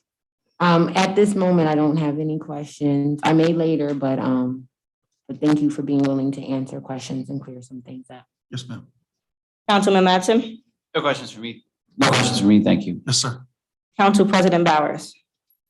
Thank you. Good evening. I do have a question or two. Yes, ma'am. So just trying to understand, so you mentioned that the engineering firm will basically stamp or solidify the 13 active projects that you have now. That's the only thing outstanding that we can't currently offer with the complement that we have. Is that And many correct? more that may come aboard, yes. Okay. Yes, anything else that comes down that deals with engineering, I'll review it. Planning reviews it, I review it, then we send it to them for a stamp and them to review it professionally. So, Okay. yes, And will they offer any assistance in executing any of the projects? of course. Okay. Definitely. Yes, sir. It's not a part of the contract, yes. Okay. I think that's all for me. Thank you. Thank you. Councilman Majors, any questions?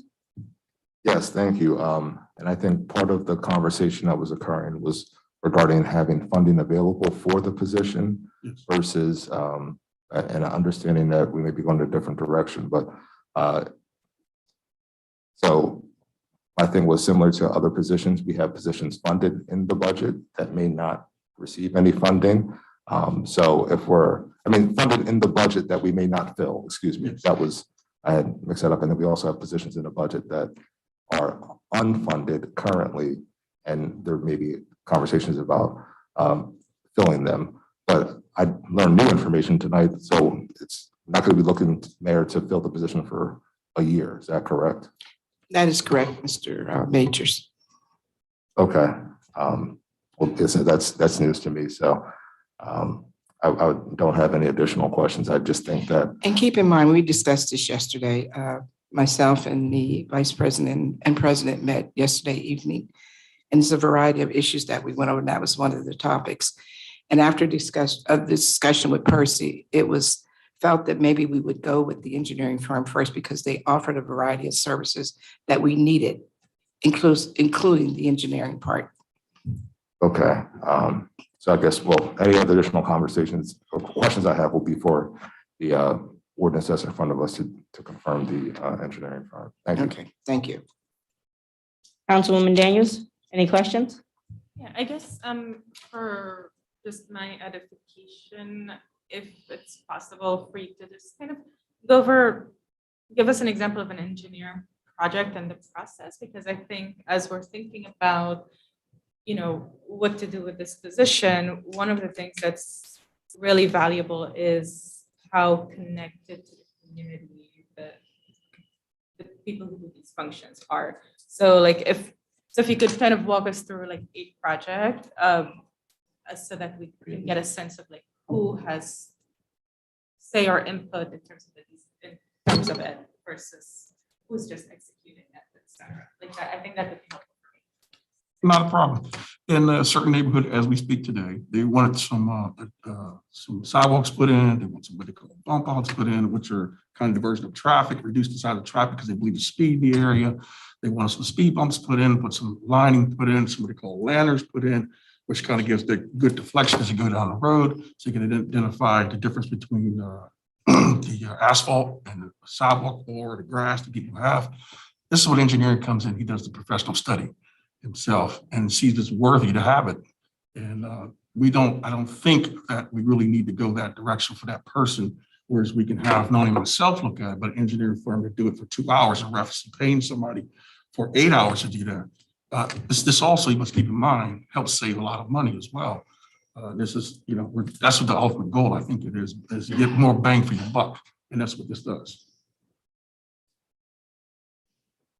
So an example you use bumpers. Right, that's a road, Sidewalk it's road construction, ma'am. That is. So the engineering company that we hire does this study. They do the study of it, look it over, and make sure the project, mapping of the project will be mapped out right, and see if it's worth going forth with. Okay, If it is, he continues the process, and then awards, they go through a bidding process, go through a legal process, and he gets awarded. So then they make the recommendation, and then who in the city then says, oh yeah, this looks fine, or we think maybe the community would like to have more input in this project, or whatever, or we would like something different. I'm not understanding that question, ma'am. So Sorry. the engineering firm that's contracted Yes. makes a recommendation. Who within the city then says, yes, go ahead with it, or no, it really doesn't fit the culture of this area. If the contractor that we're seeking, they will be the final step, along with the legal. They will be currently the final step. Am I answering that? So then this city employees are the ones who will execute what was recommended? Or the engineering If it's a contracting firm, they recommend it. If it's an inside engineer, he recommends it. He oversees it and he recommends it. And then the execution is split between either the city employees or the. Depending how the monies fall out. We have programs right now where there's different agencies involved. the city of Harrisburg, PennDOT's involved, urban developments involved. It's just depending on the area. FIA happens to be involved in some of our work. So it just depends on how it works out. Who is available to put money in? CRW puts money in if it's a water project. So that's all dependent on how the money's come together.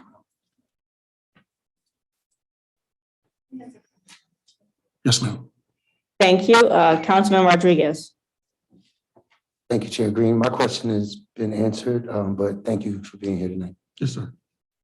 Thank you. I have a question. It's more for the administration.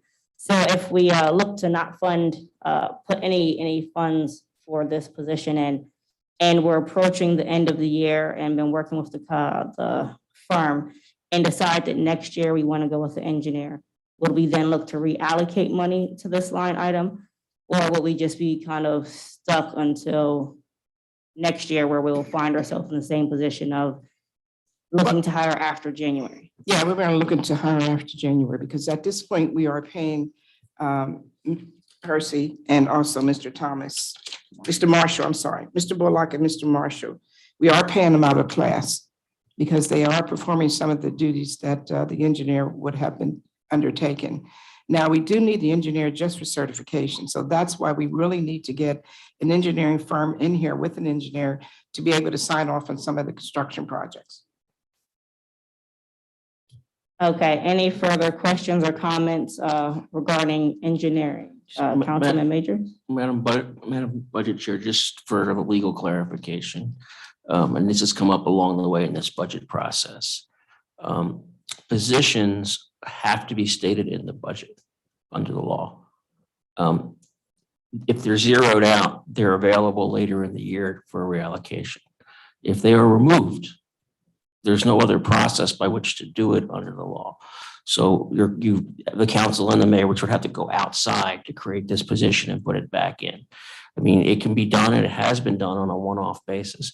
But with them there, every year you've seen budgets where there are positions that had never been filled for a year, but they can be filled. When you start completely removing them, you get to this point where from a law bureau, we're just not going to be able to say, it's okay to start, filling positions because money was brought in to create positions that aren't in there. You'll have to wait to the next budget.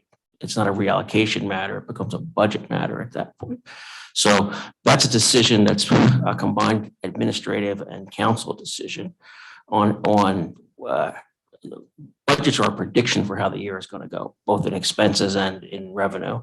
And most years don't go exactly as anyone predicts, and the needs change. So it is just something to keep in mind as amendments are being made, because it's one thing to say the position isn't there. It's another to completely strike it out.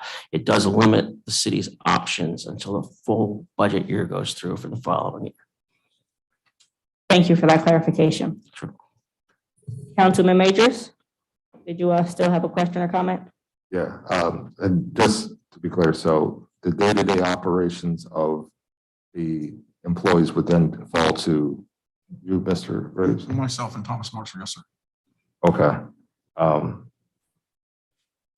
All right, and then the process you mentioned about if there's grievances, that's just solicitor or HR, correct? Solicitor or the contracted engineer firm, if I heard you. Well, grievances internally. Oh, yes. Internally. Yes, I don't. Right. Okay, and yeah, the statement you mentioned about it being a cost savings, we're budgeting more for the contractor than we are for what we've employed an engineer at for. So where's that cost savings coming from? What we've been doing is looking at different boroughs and townships and cities. And at this point, we could not possibly get an engineer under 150,000, Mr. Majors. If you would do a cost evaluation statewide, you would see that engineers are now up to about 150,000 pay. Right. So, well, again, we're But it may be a contracting. cost saving because if we have the firm, we may not utilize their services to the point of the money that we've already reserved in the funding. So that's where the cost savings would come in at. Some of the duties could be done by Mr. Bullock and Mr. Marshall. Okay. I just know that we have a pretty robust construction schedule for the city. So matter of fact, I'll just reserve any additional comments. But we can give you a breakdown. Can you give him a breakdown of what? No, our I projects are? can reserve additional comments for the Okay. contract. We have a contract coming. I know Yes, we need an Tuesday, engineer. yes. So that's, again, the question is to ensuring that we are going to be able to actually realize the cost savings. Because to me, if we're going to pay up to 150,000, and we'll see how the year goes, having someone in-house that we can rely on,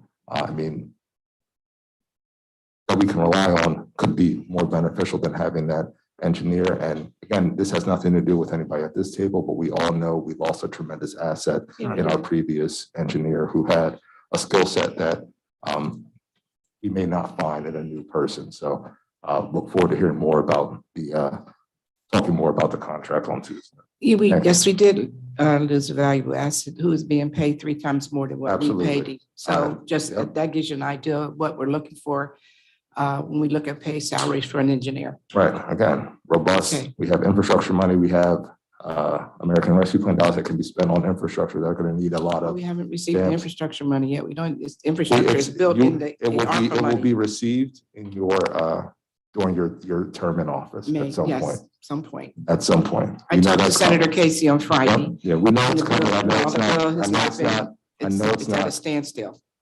The infrastructure bill is done. They're working on the regs. No, there's a part 5 to it. So more money. Okay. Okay, great, perfect. Thank you. Thank you, Councilman Majors. Any other questions for engineering? Seeing none, thank you very much for making yourself you. available tonight and for the information. Thank you. Thank you very much. Thank you very much. Madam Chair, we now move on to the job description of the special assistant to the mayor.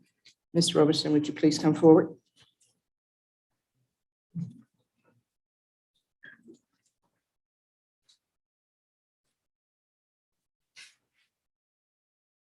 That's it.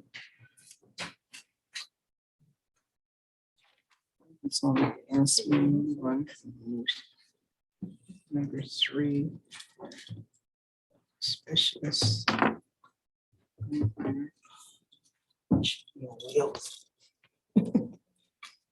Take this off.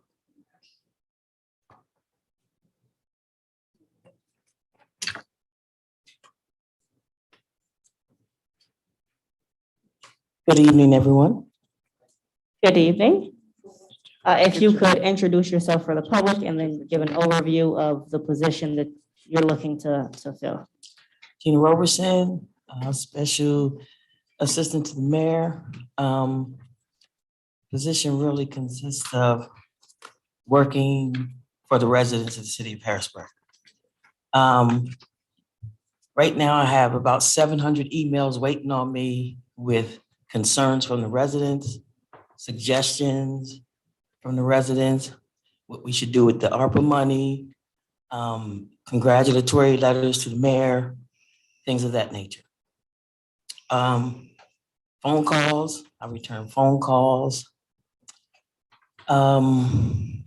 Sitting on every Friday, the mayor has Friday designated for residents to come in and speak to her personally about their concerns, ideals, whatever.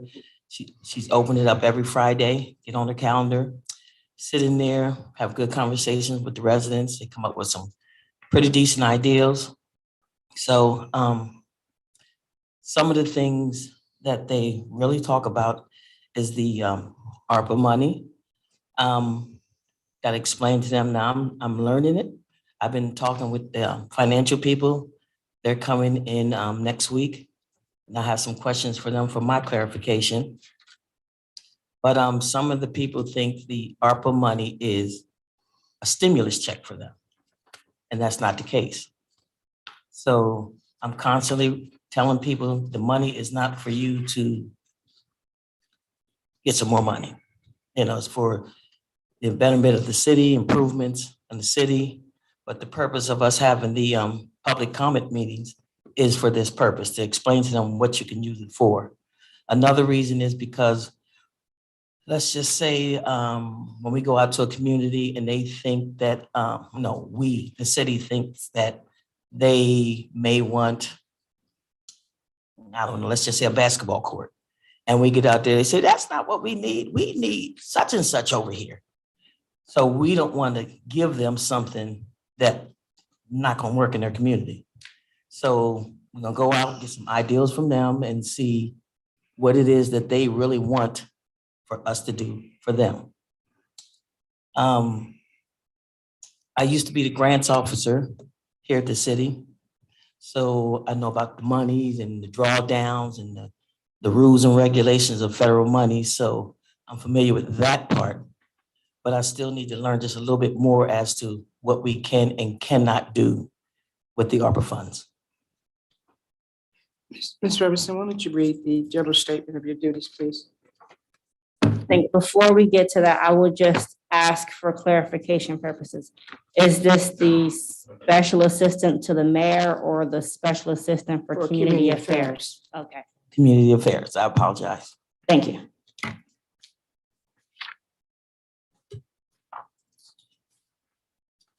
My duties. This position serves as a citizen's advocate responsible for acting on inquiries and complaints. Get a lot of them regarding services and functions of the city to the public. This position is also directly responsible for assistance with community relations and helping to implement the mayor's vision of Harrisburg. The individual will maintain focus on key priorities and ensure the mayor is well briefed regarding the concerns of the community. This is professional work involving responsibility for serving as citizens compliant officer and resolving such complaints. Work is performed under the direct supervision of the mayor. This is a management FLSA exempt position. Thank you.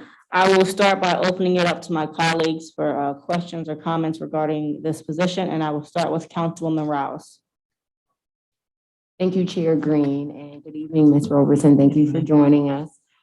Really quick, just for clarification for our residents, what is the FLSA exempt position? What does that exactly mean?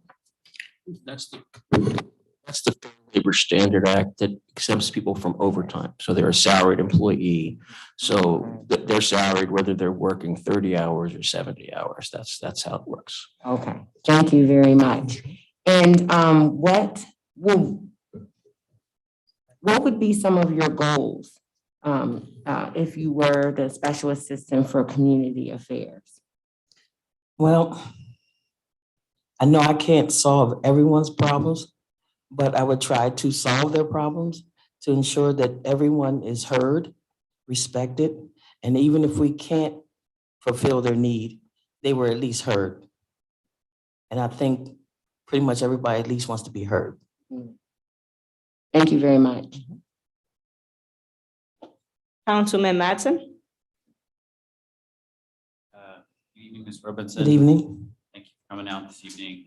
Oh, thank you for coming out this evening. Could you just maybe walk us through a standard day? It sounds like you have a lot of things going on, but what's a regular day like in your office? Or There your is club? no regular day.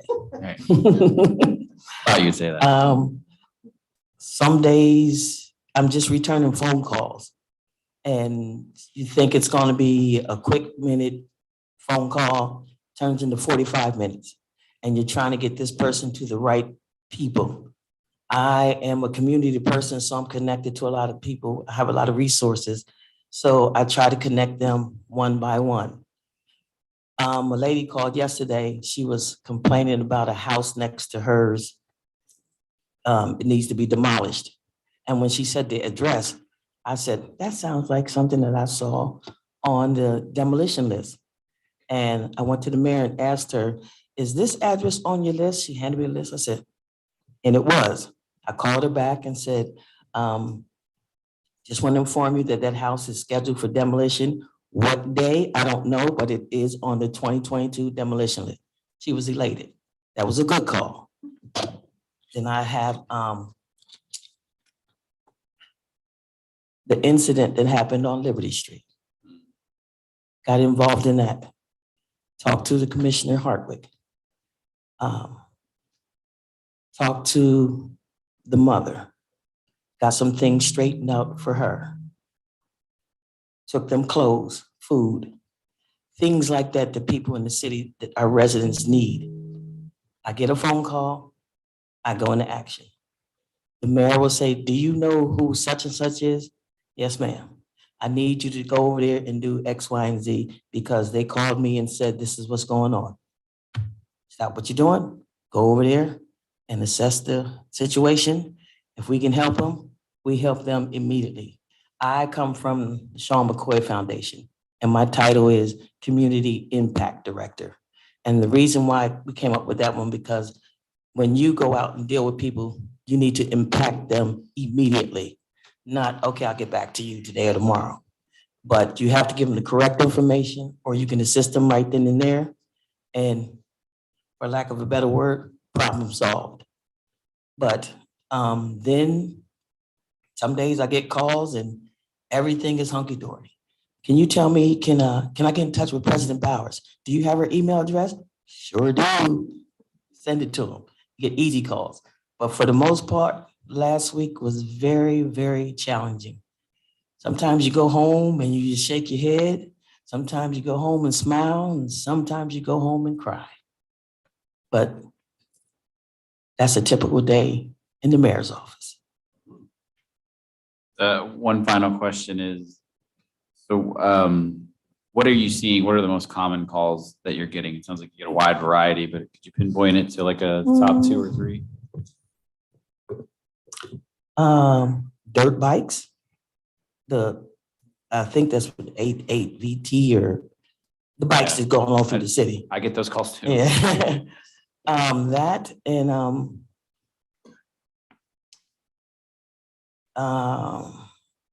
trash. Handicap. Yeah, and handicap parking. Some streets we're running out of handicap parking. It's like the whole street is handicap parking. I'm not sure how that happens, but everybody on the street is handicapped. It just differs, you know, but the ATVs thing is a big thing, trash and handicap, and requesting to meet with the mayor. They have a nice little link on the page that you can fill out and you can request to sit down with the mayor. Thank you for that. Thank you for all you do in working on all of those things. I still get a lot of calls, but I've noticed I'm getting less calls. So I think that means that there's some new folks out there helping people in the community. So I appreciate that. Thank you. Yeah, thank you. Thank you. Council President Bowers. Thank you. Good evening. Good evening. I'm trying to count the Fridays that the mayor has been in office to try to gauge how many residents have taken advantage of the community hours or open hour time. Okay, I can tell you roughly. Now, don't talk about the in-between time when one runs in and one runs back out. We have that. So let's see. 1, 2, 3, 4, 5, 6. So 6 Fridays. And each Friday, there's a minimum of 5 to 7 people. So, and they start out with 15 minutes. Some of them end up with 1 hour and 15 minutes because that's our mayor. She listens to their concerns. We tap and say, Mayor, it's the next person. She said they can wait. And they do. She listens to every person that comes through the door and in between. And they can schedule, residents can schedule the hours or the time via the website, and that's been a seamless process? Yep, they actually have 3 choices of the time. Okay. And Lisa does the scheduling. And if it doesn't work because we already have other people scheduled, then we go to other days and they get back to us and then they get the date and time. Okay, great. You mentioned the American Rescue Plan public meetings that are planned. For the benefit of the residents, could you please share those dates and the logistics? Okay, let me first apologize because I scheduled a meeting for tomorrow. Was not thinking that the budget was going on, so I rescheduled that. And I also realized it was in 3 of my council members' district. So I'm really glad that I rescheduled that one. But on February the 16th, that will be at the Berry Hill Boys and Girls Club. I think it's 1221 to 1227 Berry Hill Street.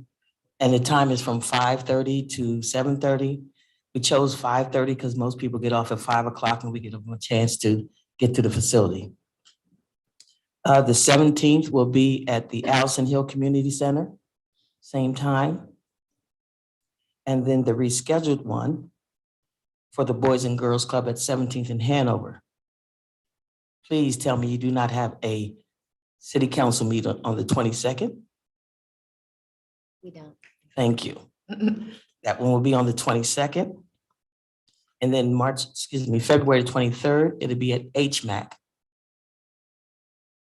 So what we did was we tried to move across the city.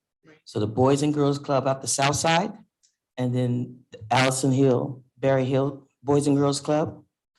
And then for the Hill location, Allison Hill Community Center on Walnut Street. And then on the 23rd, I'm confused. Allison Hill is on the 17th. So the 22nd of February is the Boys and Girls Club out at 17th in Hanover. February 23rd is HMAC, and that's for our Midtown section. And then on the 24th, it's at the Nativity School on North 5th Street for the uptown section of town. And we will have NW Financial there to answer any of the questions or concerns that our residents may have. We also we're receiving questions from the community now that may not be able to attend, but we can answer their questions online. We will have a Spanish interpreter for us for our Latina community.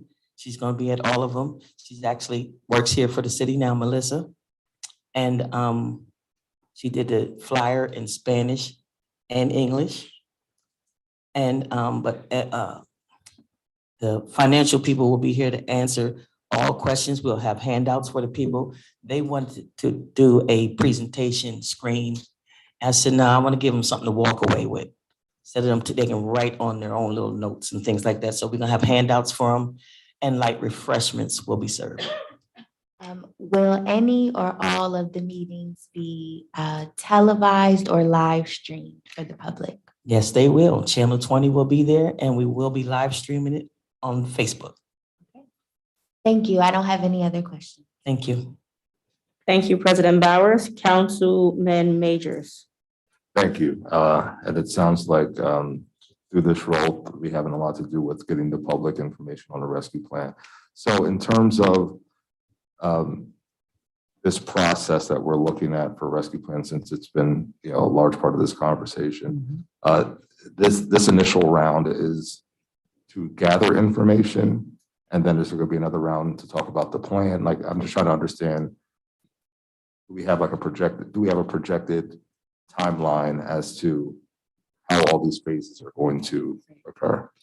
And I guess that's more for I don't know if it's for you, Madam, or the mayor. Yes, Mr. Majors, we do. We want to make sure that the public is aware the money is available. And we also want to make sure that we gather all that input. And then we want to make sure we put that in our report as well. Our report is due by March 1st. At that time, I would have a structure of what we're going to do with the allocation money. We'll put that out to the public and allow them to see that first. And if there's any changes, we'll certainly address those inclusive. Okay. Thank you. And the other questions I had were already asked, so thank you. Thank you. Councilwoman Daniels. So just So once the work with the rescue plan funds is over, like what other things will you be doing? Or is this like just a job that's connected to the rescue plan? If you could elaborate a little bit more. I'll be doing everything that rescue plan, as far as money, is not gonna be finished dispensing until I think 2024, 26. 24, okay. Right. So this is an ongoing thing. Once we come up with the ideal and know that what we're gonna do with the money, we still have to report to NW Financial so that they can do our monthly reports. So it's not like, okay, we do this monthly meeting, this public meeting, and then we're done. No, the work continues. But with the public meetings, we're gonna bring back the information that the public gives us, their suggestions, things like that. And we're gonna come back and see what their suggestions are. If we have to pay the fund, out of the funding. Yeah, out of the funding, if we can do some of the things that they are requesting. In addition to what the city is desiring to do with the funds as well. Thank you. Councilman Rodriguez. Thank you, Chair Green. How you doing, Ms. Robertson? I'm doing well. How are you? Great to see you again. Yeah. I personally have experienced a lot of great community work with you and have worked on many events. So I appreciate your long time commitment to the community. Thank you. You and your family, it's been amazing, especially as I come up as a youngin, always looking for advice. So thank you. Especially with Shades of Greatness. I've seen a lot of youngsters, either come through the things that LaShawn had as far as learning and camps and things, or just, general talking to them and encouragement. So thank you for that. Yep. And also I appreciate you saying that you're learning it and you have no problem learning it to get it together. Most people, I feel as though, take it too personally and are afraid to admit that they're learning the system, and that says a lot. So I really appreciate that. One suggestion I could make, not really much of a question to Mayor or Ms. Roberson, with the access to these meetings coming up, maybe our senior population may not be accessible to maybe sending messages before the meeting. If somehow, some way we can open it up to allowing them to make comment upon arrival, that may help out with the turnout.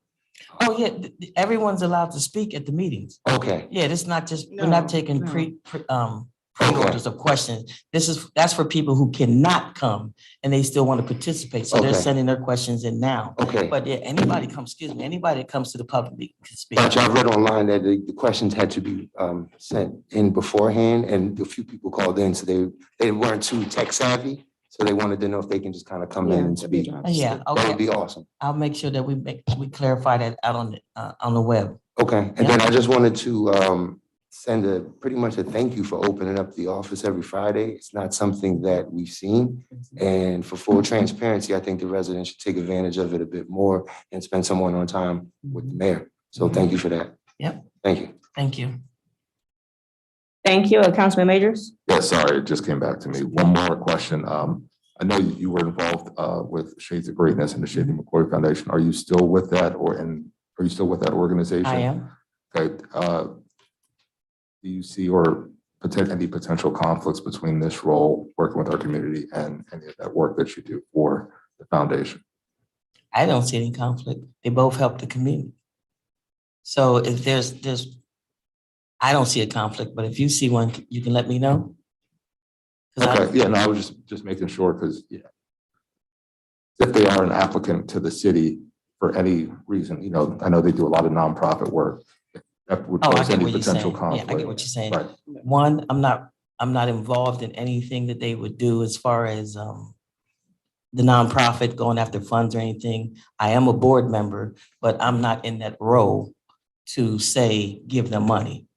So like CDBG funds and things like that, I have nothing to do with that. But there still is a form that I could fill out if someone thinks it would be a conflict. I just Okay, identify myself that I am a part of that organization. All right, thank you. Yep. Thank you. Are there any other questions or concerns or comments? No? Thank you very much for being here tonight. Mayor Williams, before we move on to the next topic, I would like to ask for a brief recess to use the restroom. Thank you. Thank you. It's 7:34. We will have a 10-minute recess.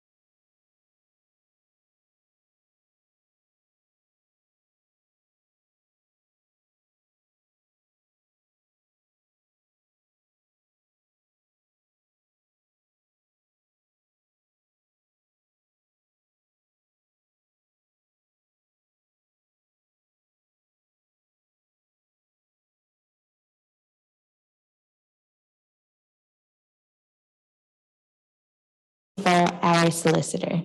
Thank you.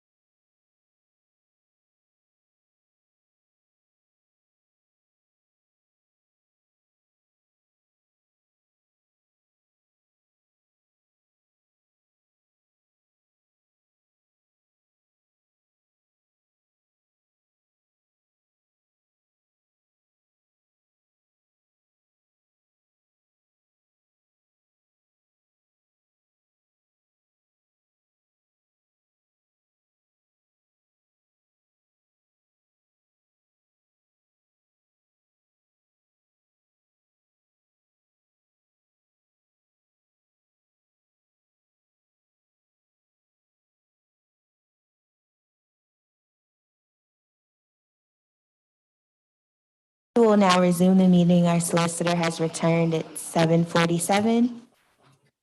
Have no legal issues. No, we'll wait for you. Vice President Green. Thank you, Council President Bowers. I will open it back up and turn it back over to the mayor. Well, thank you, thank you. Before I begin with the next question, I just want to mention to Councilwoman Ross that I am looking at the 2020 year and see where the $125,000 that we put in for the host fee for the children. So he went upstairs to research that. Mhm. For the following year, because of COVID, we didn't do anything. I mean, the prior year. Okay. All right, thank you. Moving on to council members, you wanted to take the business administrator's salary down to $80,000. I'm absolutely not going to do that. First of all, this is the individual I chose to be my business administration. His credentials far exceed what we had in the past. As you all know, Mr. Hartman has the ability to grasp and understand debt and cash flow. And he also holds a master's degree in finance. Our former BA did not stay on the job longer than 4 years and was not available here in Harrisburg since the COVID-19 virus. And also keep in mind that the Commonwealth of Pennsylvania during Act 47 insisted that the city of Harrisburg hire a BA and set the salary range. Now, the Commonwealth did pay for the first year at 100%, the second year at 50%, and the third year 45%. And then the city of Harrisburg was responsible for his salary at $125,000. So I will not take the business administrator's salary down to $80,000. And if that is your wish, I will look at going line by line and doing a budget recut. I will open it up to my colleagues for any questions or comments on this item.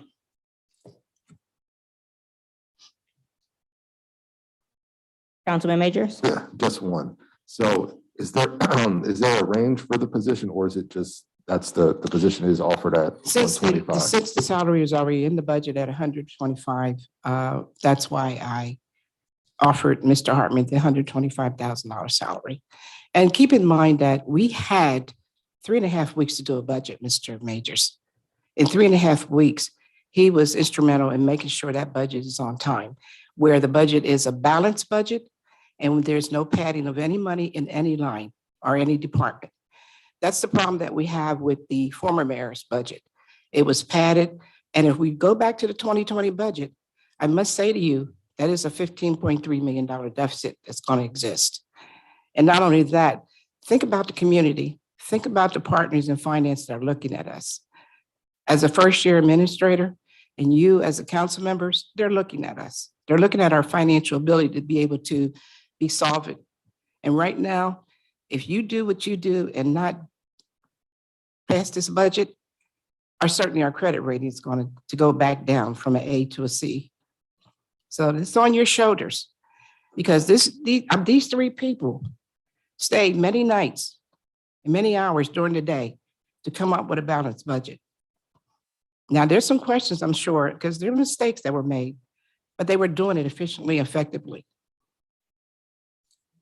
Okay, I don't think the question I had was attempting to impugn the reputation of anyone. I Well, simply there was just asked- there was mention of someone who did try to do that, and I was not at the meeting. So I'm saying that, not directed towards you, but directed towards that person who's on council who did say something about Mr. Hartman and his inability or question his ability.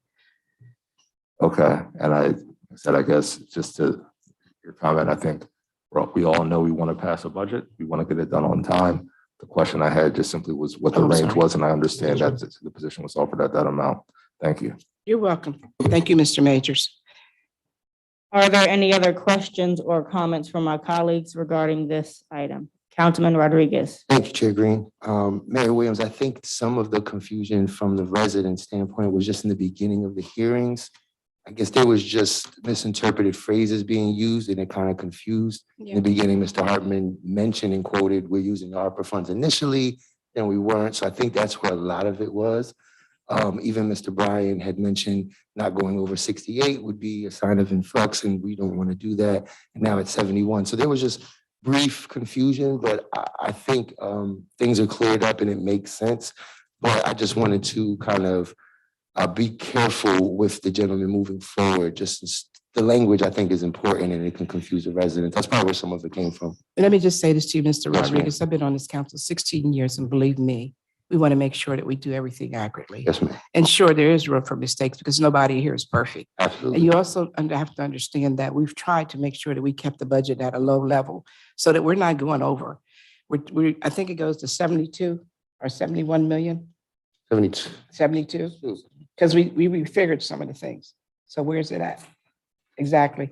71, 294. Okay, because we were at, Friday, we were still at 72. Okay. So there was additional amendments made. Okay. Thank you for that. Any other questions or comments from my colleagues before we move to the next subject? Seeing none, I believe we can go to anything else. Okay.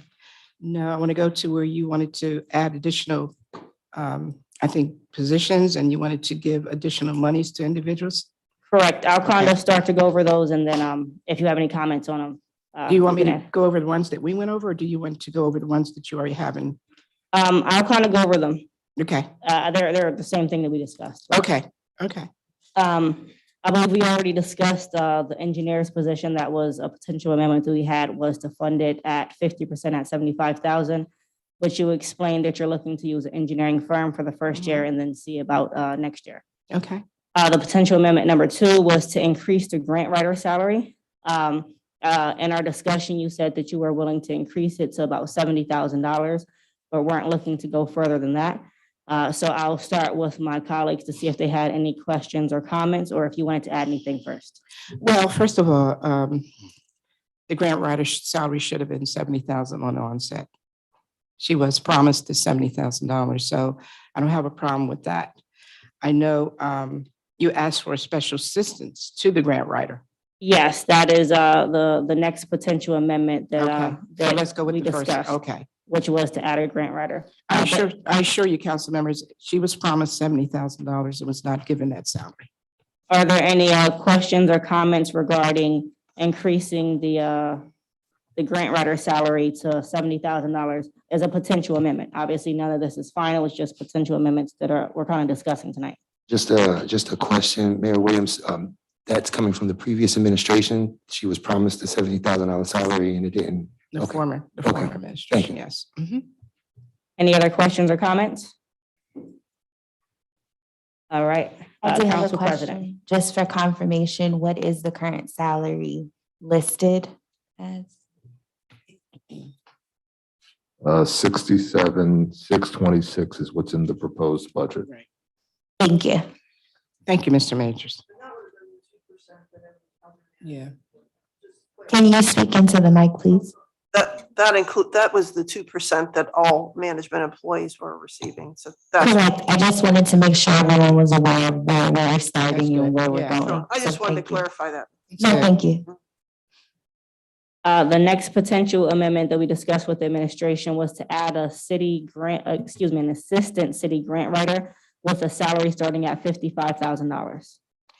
And I would ask the council reclassify that to a special assistant to the Bureau of Finance. And the reason because the grant writer is under that department. And she could also be utilized in the finance department. And she's not assisting the grant writer.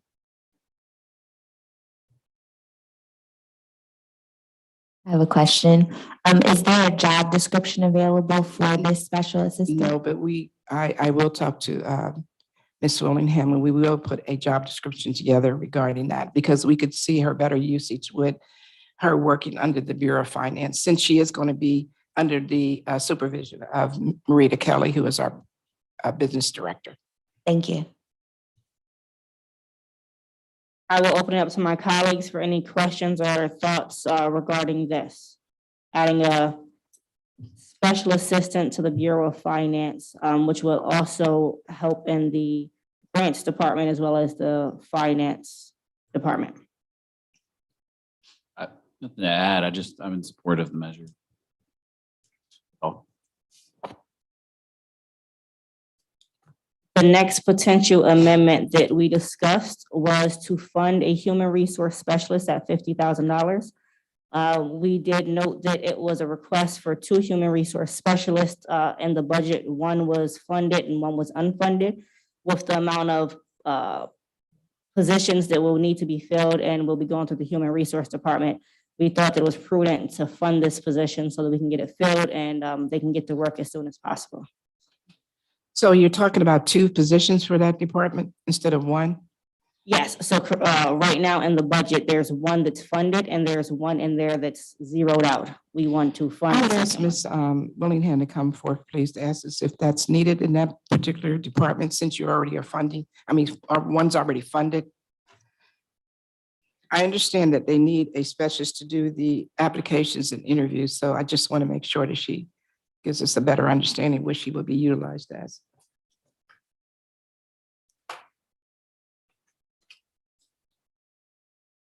It's on. An additional HR specialist would assist with filling the positions. Our current HR specialist is a person that does all the vetting of applications, resumes, and sits on the interviews. When she's not available, I have to sit in her place. Okay. So a second HR specialist would be beneficial to kind of take the pressure off of her because she is the only one. That's fine. I'm in agreement. Okay. I will open up to my colleagues, Councilman Rodriguez. Thank you, Chair Green. Would that assistant also assist with, let's say, training, so everyone is uniformly trained in HR? No, it wouldn't be a training position. They're Okay. Strictly finance. strictly handling resumes, applications, entering them in the system. They sit in on interviews Okay. because during our interview process, we have a panel and our HR representative is always in attendance. Okay, so they'll assist in selecting So the there'd be proper. two people simultaneously doing the same thing, but there are other jobs that I give them, like sick leave buyback for ASME, sick leave buyback. There's other things throughout the year that they can assist with. But right now with the amount of positions, and then we have summer programs coming up. So we have to handle all the onboarding for those children. Okay, awesome, And thank you. sometimes it could be 60 to 100. Right, and it could overflow, so they can Right. step in easily So and there assist. will be two people simultaneously handling all of these. Thank you. Council President Bowers? No question, just a comment. Thank you for clarifying. We thought that you could certainly use this assistance within the Bureau just to assist with operations. Thank you. Any other questions or comments? I'm certainly in agreement with that. Thank you. That's something that we had discussed on our meeting, and I think we were all in agreement that staffing the Human Resource Department with another person is something that the city needs, especially at this time. So thank you for making yourself available tonight. Excuse me, Chair Green. Point of clarification on that position. Would it be at a salary level of $50,000? Correct, the same salary level that is noted in the budget. Yes. Just actually It's 52. the existing resource specialist is at 52.5 with increase for 2022. I believe that the one that is listed in the budget that is zeroed out is 50,000. And that's the one we would just be, As a start, right? we would be staffing, we would be funding it at what is written in the budget, which is 50,000 to start. 48. 48. Yeah. There was a position listed that existed in 2021 at 48, and then a new position that was going to be created in 2022 at 52. That's the way that that's what it's broken out in budget units within that department. The budget in 2021 was incorrect. She was at 50. That is our current HR specialist. Okay. So her salary is the one that will increase to 52.5. Right, for the 2%. Right, correct. And then the new position would be 50,000. 50, But yeah. hers was inaccurate in the 2021 budget. When Erica was here as the budget manager, she inputted at 48,000, but she was making 50. Okay. Oh, okay. So then we I would don't be know funding it. how that occurred or what, but I did bring it to their attention. All right. So we'll be funded at 50,000 will be the correct starting amount. Right. All right. Thank you, Joni.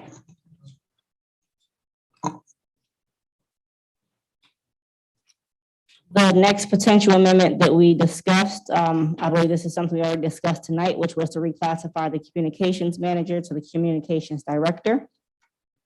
The next potential amendment that was discussed was to fund the historic preservation specialist at $50,750.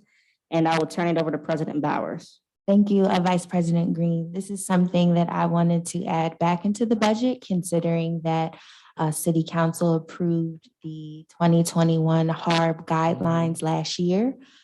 So I wanted to ensure that we had adequate accountability for those guidelines. And I think that the historic preservation specialist and archivist would definitely assist in ensuring that we're following those guidelines properly. Okay. It's desperately needed right now. Yes. Any other questions or comments regarding this? Just a question about the role and responsibility. Would they be put one of their duties to kind of digitize some of the old records for access or for the archives? You know, when we met with the department and General Services to do the archives. I'm trying to remember the packet. If I can find it, I'll certainly let you see the agreement. But I think that they have someone who's going to be on board to do that. Okay, perfect. Thank you. Any other questions or comments? Seeing none, I believe the next potential amendment we discussed was to fund and I did talk to the solicitor's office about this. So we got clarification on which position they would prefer to be funded. And so we're looking to fund an assistant city solicitor for contracts in the solicitor's office. I thought this was necessary to make for sure that we have a higher complement in our solicitor's office. They handle a lot of things for us, saying that they might be taking on some more tasks with us not having someone in the engineer's office, someone in the dealing with affirmative action and those things. Felt like it would be necessary to make for sure that they had a decent complement. Any questions or comments regarding this? The next potential amendment that was discussed was to cut the business administrator salary. That's something we already discussed tonight. The next was to fund the 2 labor 3 roles in the Public Works Department at $40,342.94 each. Any questions or comments regarding this? Just a comment. This was something that was discussed last week with Director Spriggs when asked what he noted in his response to us in the PowerPoint that he didn't receive everything he anticipated. So I in turn asked, what were you anticipating that you didn't receive? And he noted that the labor 3 roles would be helpful, especially in executing the contracts that we have with the neighboring municipalities. Any other questions or comments? Councilman Mattson? Just that I'm in support of adding the additional laborers. Helpful. Thank you. Any other questions or comments before we move to the next? Seeing none, the next potential amendment was to remove the 5 new CSA positions from the budget. This is something that was discussed as we're looking to continue to really develop the CSA program. We felt that last year it didn't really have that pilot year that we were looking for, but now with a new director and the CSA's hired, them having a menu and kind of knowing where they're at now, we would like to give them that true pilot year without adding additional staff at the time. Any questions or comments regarding this? Councilman Majors. Yes, just a quick question. So I know that, if I remember correctly, the positions were in the budget, but there was no funding source, correct? That is correct. This would actually remove them from the budget to ensure that that the hiring could not happen because the positions will not exist for this year. Okay. And then the other question I have then, if the position still existed with no funding source, it still would have to come back to us to potentially fund any positions, correct?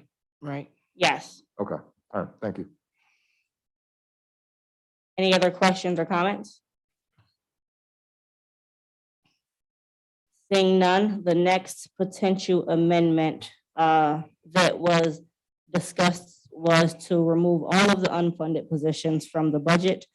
This is something we kind of discussed. It was a potential amendment, but it was noted by the solicitor's office as well as in discussions with the mayor between us that if the positions are completely removed, if there are funds that could be reallocated later, they could not be reallocated to these positions because they would no longer exist. Are there any questions, comments, or thoughts regarding this?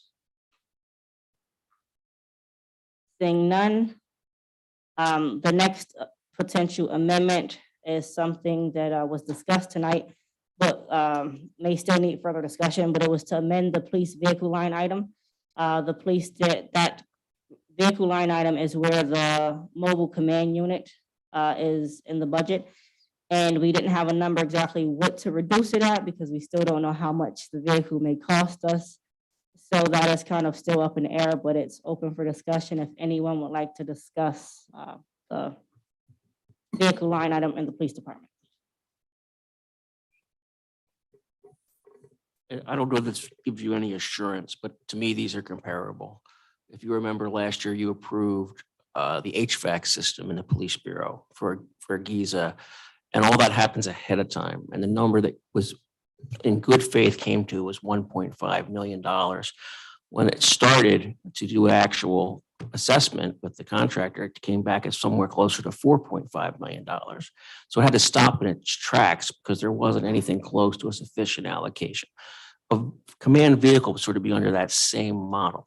If these numbers are completely way off from anything they're talking about, there's nowhere to go except come back to council, come back to the mayor and say, we need this and we need to have a plan to do it. So that's sort of a control all by itself. You can't partially buy something like that. You know, you're all in or you're not. And whatever you do, whatever number, it's capped with what the council caps it at. And if it doesn't work, they have to come back to council. Thank you for that information. Any questions or comments regarding this potential amendment?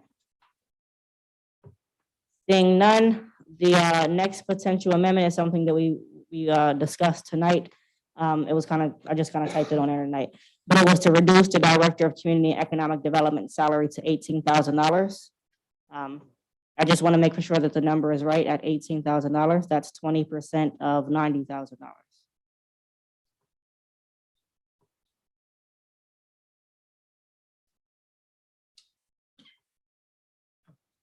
Yeah, I guess that's to your team, your finance team, who can probably do numbers a little better than me. But my calculator said that 20% of $90,000 is $18,000 that should be funded for the Community and Economic Development Director. Wait a minute, we're looking for something regarding that.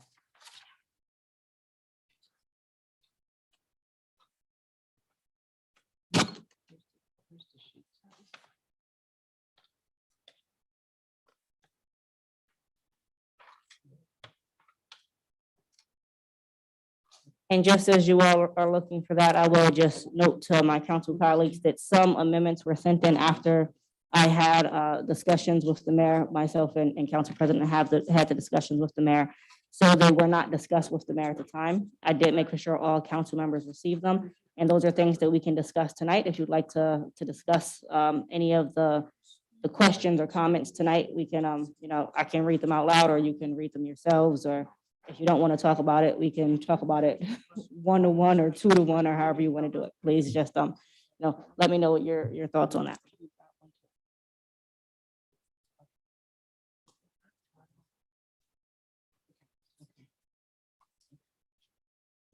That's fine. That's fine.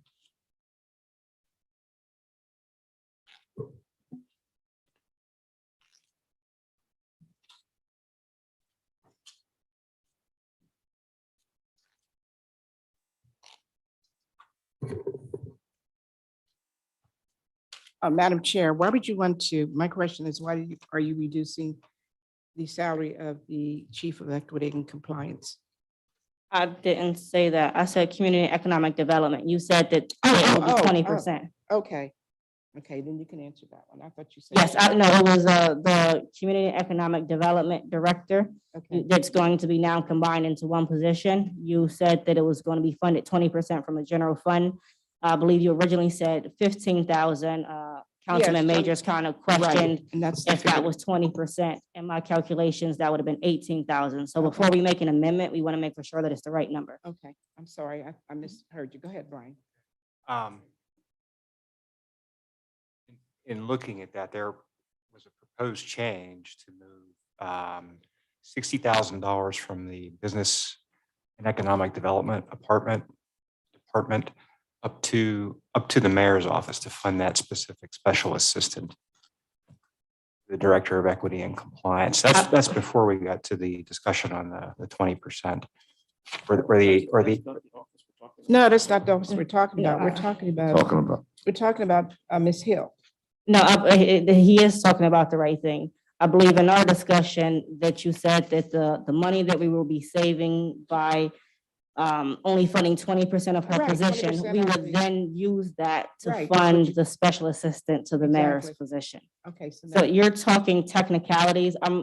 First, if we could just get the amount that will be funded out of the general fund for the Community Economic Development Director. for Ms. Hill.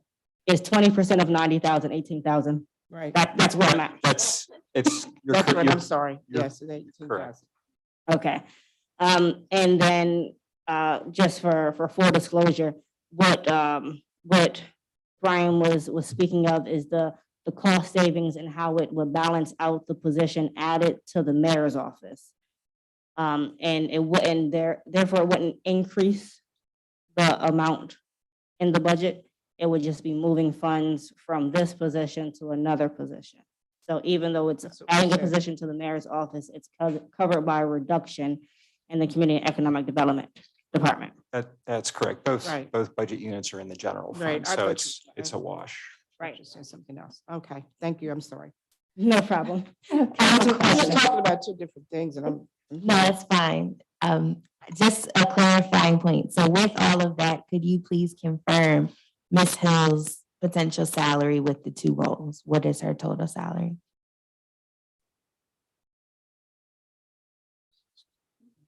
I don't think we have the federal portion with us this evening, as to what her salary would be. As you know, that's in October, so along with everything else, we didn't bring that, but we can certainly get that for you. Okay, thank you. I just wanted, again, just for Sure. the public's reference, what the total salary would be, but thank you. Could you make sure you can get that to her tomorrow afternoon, please? The first thing, yes. Okay, Absolutely. you. Thank you for being tolerant. Thank you. All right, and I believe that is all of the potential amendments that we discussed with the mayor's office. I have one more thing. Yes, Mayor Williams. And I didn't have a chance to talk to Marita about this, but I was a little concerned about this. In Public Works, we see that the deputy director has a salary of $102,000. With he received about, what, a $7,000 raise. He's only been here 5 months. So I want to reduce that to 96,930.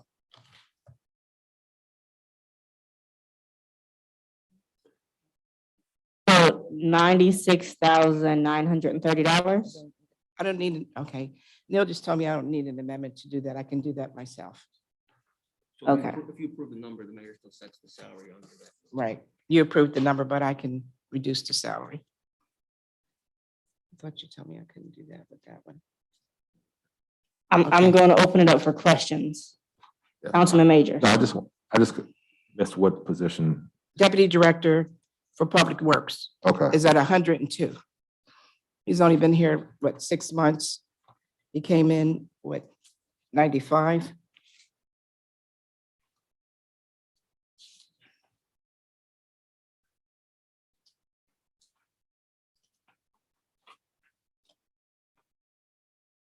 That sounds like something that's under your purview to me. Yes, it is. It And is. so I don't think we really have to do anything with that. If No. anyone has any questions or thoughts, I guess. but- No, he just told, Neil told me I didn't. Thank you. Mhm. That's all I have. All right, that is all the potential amendments that we discussed. If there are any questions or comments from my colleagues for the administration, I will open it up to my colleagues, starting with Councilwoman Rouse. Any questions or comments for the administration? Not for the administration. It Yeah. might be for the finance department with bill number 2. There was a few discrepancies. I was just wanting to make sure I was following it in for the public too. Or it was line 60. It was the Bureau of Communications on the second page.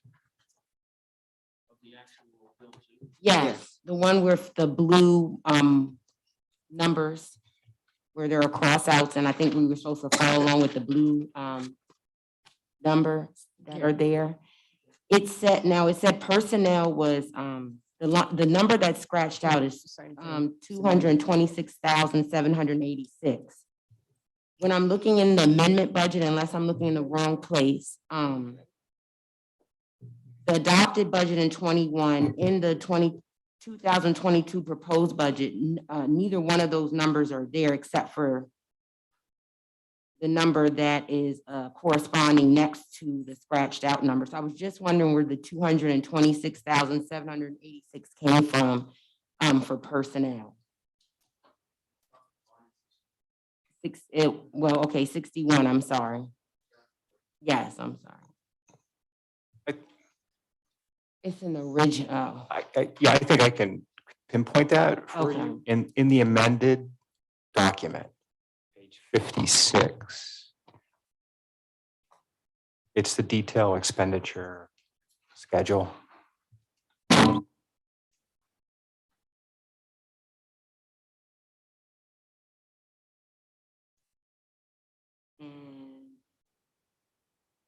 From 56. Page 56. Are you there? I'm there, Okay. yes. I'm Right, looking. right up on top. Okay. A few lines down, personnel. Yes, okay, thank you. Do you see the two columns? Yes, I do now. Okay. Thank you. That was, I was, trying to get the numbers right. And then on the last page, it was under, I said total 2022 proposed budget, and across from it, it had, it's line 424, it has 113 million. What is that referring to? Right. This last page in that particular section, section 16, estimated resources. For the most part, it shows all the it shows all the funds, and for the most part, that's pure revenue with the exception of the Neighborhood Services Fund, which was increased, as you can see from the scratch out, from 17.2 up to 18.2. There's and what that is, estimated resources include the available cash at the beginning of the year or cash carryover. So we, based on expenditures that were changed, we had to increase the cash carryover amount from approximately 300,000 up to 1.3 million. So that changed the Neighborhood Services Fund line to accommodate that additional use of cash carryover as a resource. That's what changes the bottom line from 112 million to 113 million. Okay.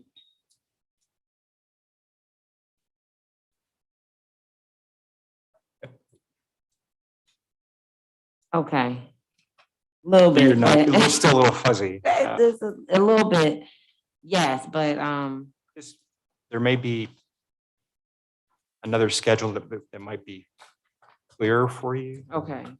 Projected money the city would have for the whole year for all things combined. I do understand that part, yes. I guess it's just because when you were looking at the budget for the revenue and it was, first it was 69 million and then it was, I know we got the bill too and it went to 71, I believe. That was just the general. That was just the general fund. So now this is everything. Okay. So if you look at that same page, the top number Yes. is what we've been looking at, the general fund.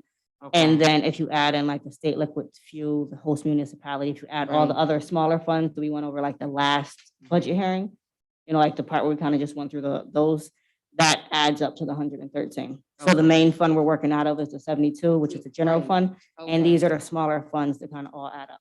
Thank you, because that is not, even for the public and even for myself, I'm never ashamed to say I don't understand something I needed to, be spoken on, because I know we're trying to make sure we get in good standing, making sure we have a balanced budget.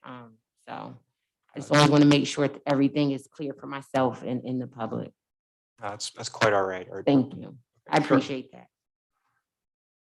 Any other questions? Just for clarity, the additional, basically $1 million increment came from the Neighborhood Services Fund. That was just increased a bit. That's where that difference is coming from. Yes. That's I was correct. about to say, we put the fund balance Of the into Neighborhood that Services fund. Fund. Okay. That's another way of saying it. It's an additional appropriation of fund balance for that fund, the Neighborhood Services Fund. And then I just had another question, Chair Green. Yes. We were given a concerned warning about council having to take act within the next few months concerning the unpaid utilities. Is that something we should really engage in to avoid any further mishaps for the city? Mr. Hartman, in the beginning of the hearings, had given us a warning about that.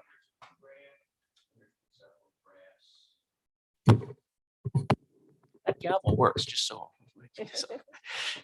There's a draft proposal for an amendment to the city's waste ordinance, municipal waste ordinance regarding allowing a different matter of billing. There's been various drafts. There's another proposal floating that our office is working on with the mayor's office. Intergovernmental, so it includes other municipalities as well? No, I'm not. So those are fixed. Those three are under contract. You know, they are set for what they're set. Both parties at some point would have the ability to end them if they gave proper notice, but each, I think, Isaac would know 3 years. They expire in 2023 without. So, you know, those continue to be evaluated. But, you know, for example, which we have, for example, the incinerator, every year under the long-term agreement, we're now at CPI for the tipping fee. Well, now there's inflation. So CPI is a real thing that has to be projected into what we do. What I think Mr. Hartman was talking about was finding a way to improve collections of the outstanding amounts by moving towards a discussion on annual billing. That's what he was talking about. It's a discussion that's gone on, off and on at different times. Okay, thank you. Any other questions or comments? Are there any discussions about potential amendments that were not discussed tonight that anyone would like to bring up? They can do it now, we can do it later. If there are any questions for the solicitor or anyone, before we start to move towards the end of this work session on this Valentine's Day.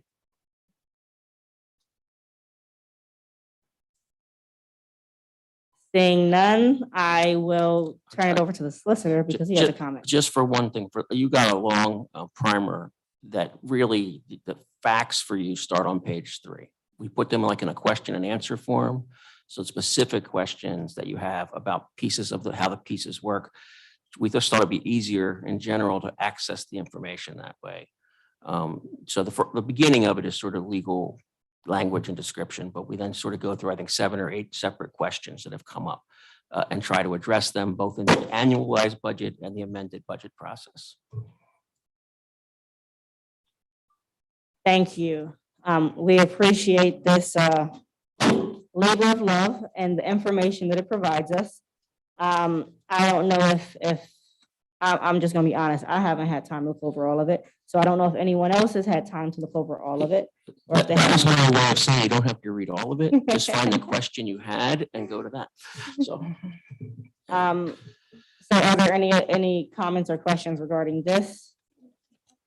I have one, because the mayor indicated that should she want to go above a ceiling in a salary, that she can disclose other salaries to go above that.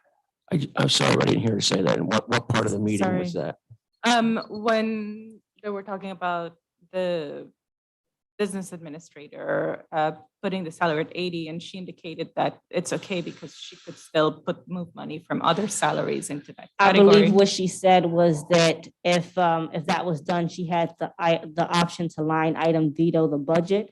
Is that To not, okay? to, if she doesn't agree with, I believe that's where she was kind of going with it. That Okay. if that was passed with a lower salary, she would be looking to line item veto that. Okay, I thought she meant she would be moving from other line items. I That think makes she's more sense. removing other line items, I think would be what she's saying.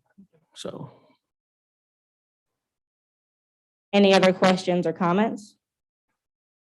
Before I pass it back over to President Bowers, I would like to say thank you to Neil and his team, as well as the administration's team with Marita and Brian and the mayor for being available this weekend. I know I was calling and texting Neil at random hours on Saturday and Sunday, asking questions and asking for primers and legal opinions. And I thank you for getting that to us over this weekend.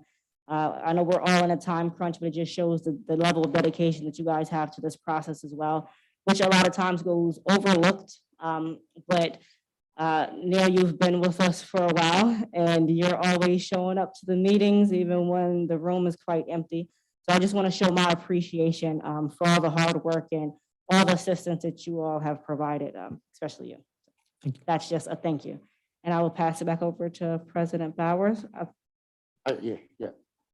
I just wanted to make a statement. I'm sorry. I just wanted to once again echo the statements of Chair Green and appreciate the work of the administration. I know it wasn't an easy road, as well as council as well. I know this has been, difficult to deal with, and I appreciate you guys willing to work on the fly and, adding a work session just to alleviate concerns, especially with two new council members. I appreciate you guys taking the time answering questions. Thank you.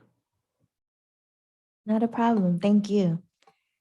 At this time, we'll move to public comment. Is there anyone to my right that would like to offer public comment?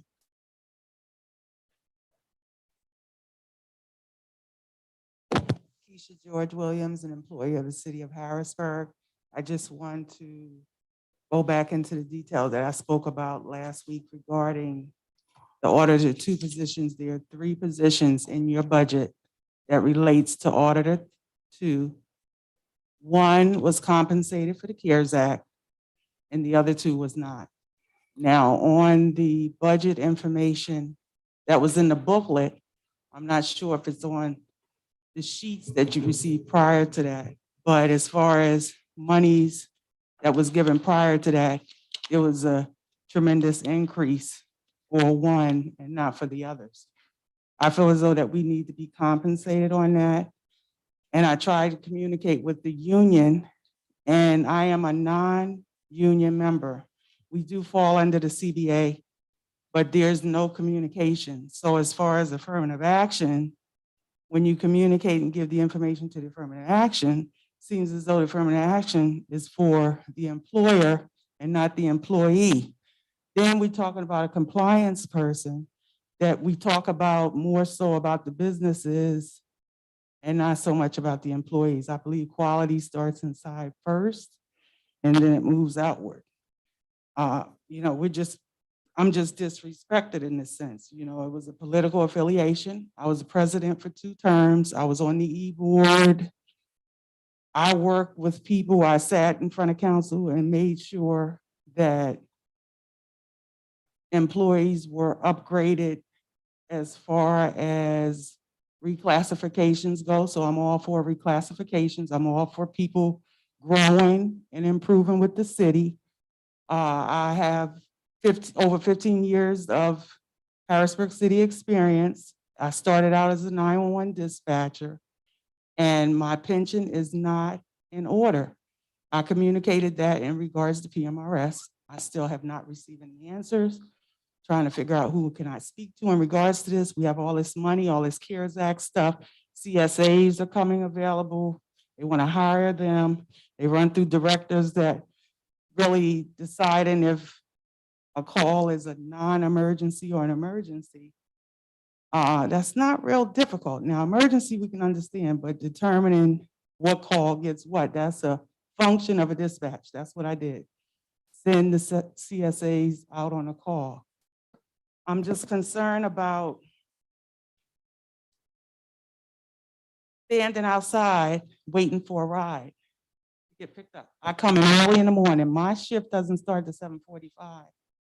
And I arrive here at least a half an hour early every day to try to get a ride from City Island to city government. Now, just about everybody in the building has a vehicle. Now, I don't know why I can't get a vehicle or if someone can pick me up and drop me off. Today, again, it was 5 o'clock before I can get a ride over to City Island and been here for 15 years. I don't understand why I have to sit and wait. I do not want to walk. There was issues walking to the garage that they have on Second across from the Crown Hotel with the homeless people. There were issues. I'm not going to go into details about that, but I have recorded with HR issues I was having. I did not want to walk.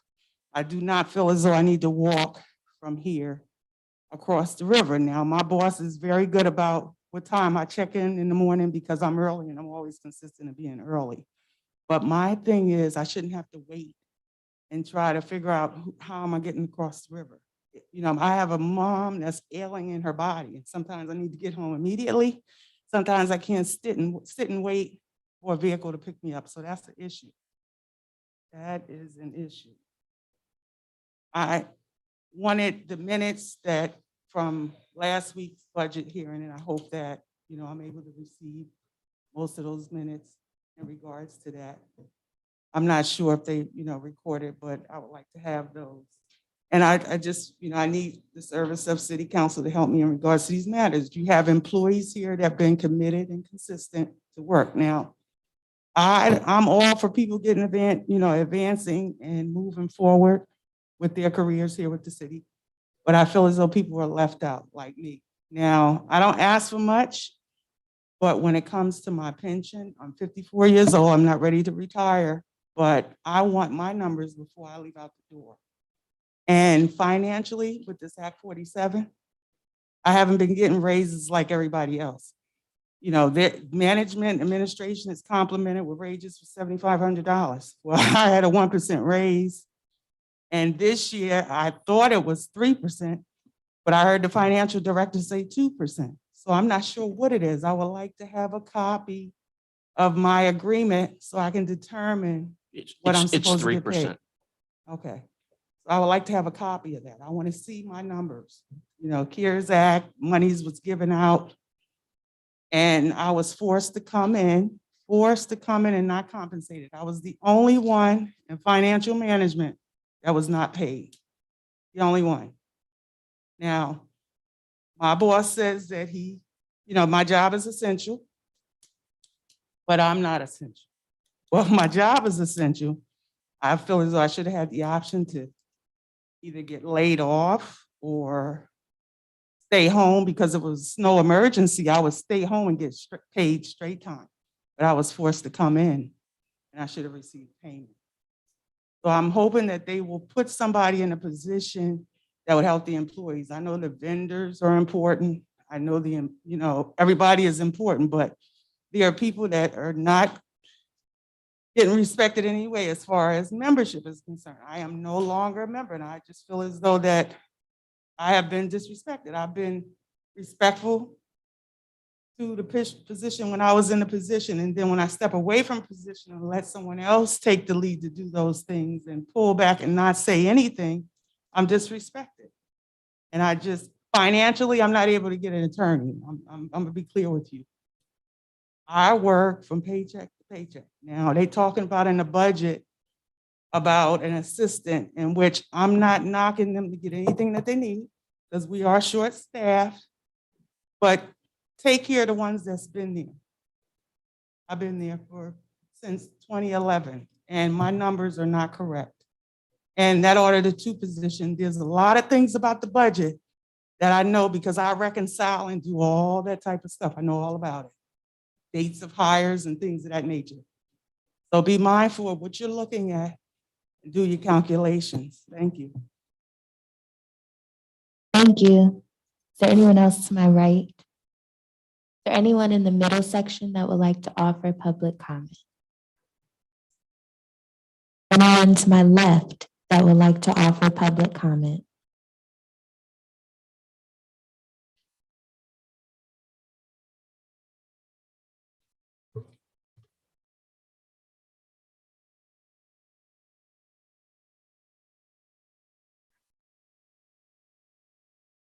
Good evening. My name is Melanie Cook. I am a resident of the Riverside Italian Lake section of Harrisburg. Again, I would like to note for the record that it's a little after 8:30 and thank all those who are here, council members and obviously citizens. I would ask, because it's somewhat unclear whether or not citizens are able to submit comments in writing for the budgetary hearing. The website seems to suggest that now that you guys are back face to face, in order to submit public comment, you have to be present. 3 hours on any day is a long time to sit and have to listen. And there are people who want to be able to say things who may not be able to be here and listen and then provide comments. So I would strongly ask council to consider opening up the process so that citizens who are watching via whatever medium is electronic can submit comments. That's the first thing. I'd also like to note, because I've tried to listen and I have comments on a number of the issues, but one thing that really, quite frankly, jumped out at me is that we had our leadership be very adamant about protecting the salary of a man to ensure that his $125,000 is not cut.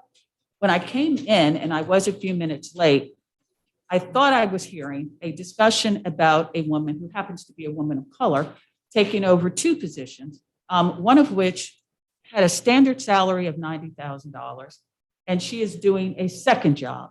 But yet, even though there has not been a number put on the table, from what I understand, her salary is going to get cut by at least $18,000, and she's going to be doing two jobs. Now, we have a position which I believe is called social equity and compliance. We have discussions about how that particular department can ensure that women and people of color are treated equitably.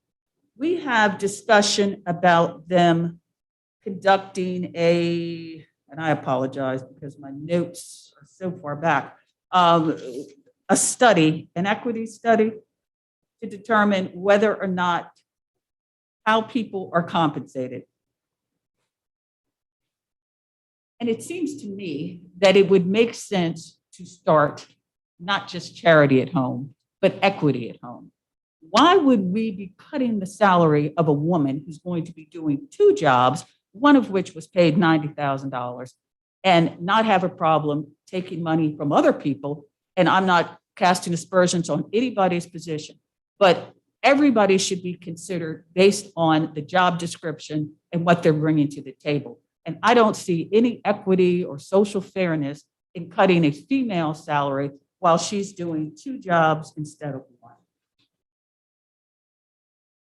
I just, as a point of clarification, we're not cutting her salary. So right now in the budget, both positions that she will be filling, they're both fully funded. So in order to fund her increased salary, we would be cutting the salary of one of the positions. So essentially, both positions are fully funded, but instead of funding a position at $90,000, when she also has another position that is fully funded, we're just going to fund the amount of her increase. Okay, so what her total salary then, from what I think I'm hearing, would not go below 90,000? No. No, it would not. Thank you. That's an excellent point of clarification. Because if we're doing a disparity and inclusion study, again, I think that needs to start at home. With respect to the disparity or inclusion study, a couple of questions that I had is, who exactly is going to be conducting it? Is it going to be an employee of the city, or are they going to be contracting out? If you would like, I could discuss that with you afterwards. It's been a long process getting there. There's contracts involved, three different entities. Okay. And the question is, how is the city going to ensure or compel participation? If you're talking about, you do a study, make a determination that businesses, entities, because it's quite frankly not clear. Who is being studied? Are the results of the studies going to be made public? Are the entities that are being studied going to be, how would you compel them to change their practices? Their private industry, how do you compel someone to be more fair who has not been? And these are just questions. I'm not seeking explanations at this point. I'm just, having sat and listened to this, it is not clear to me how a disparity study, one, is going to be conducted, how it's going to be publicly made known, especially if the companies don't want the unfairness that may exist within their businesses to be made public, and assuming that they are not acting in a way that is inclusive, how would they be compelled to do so?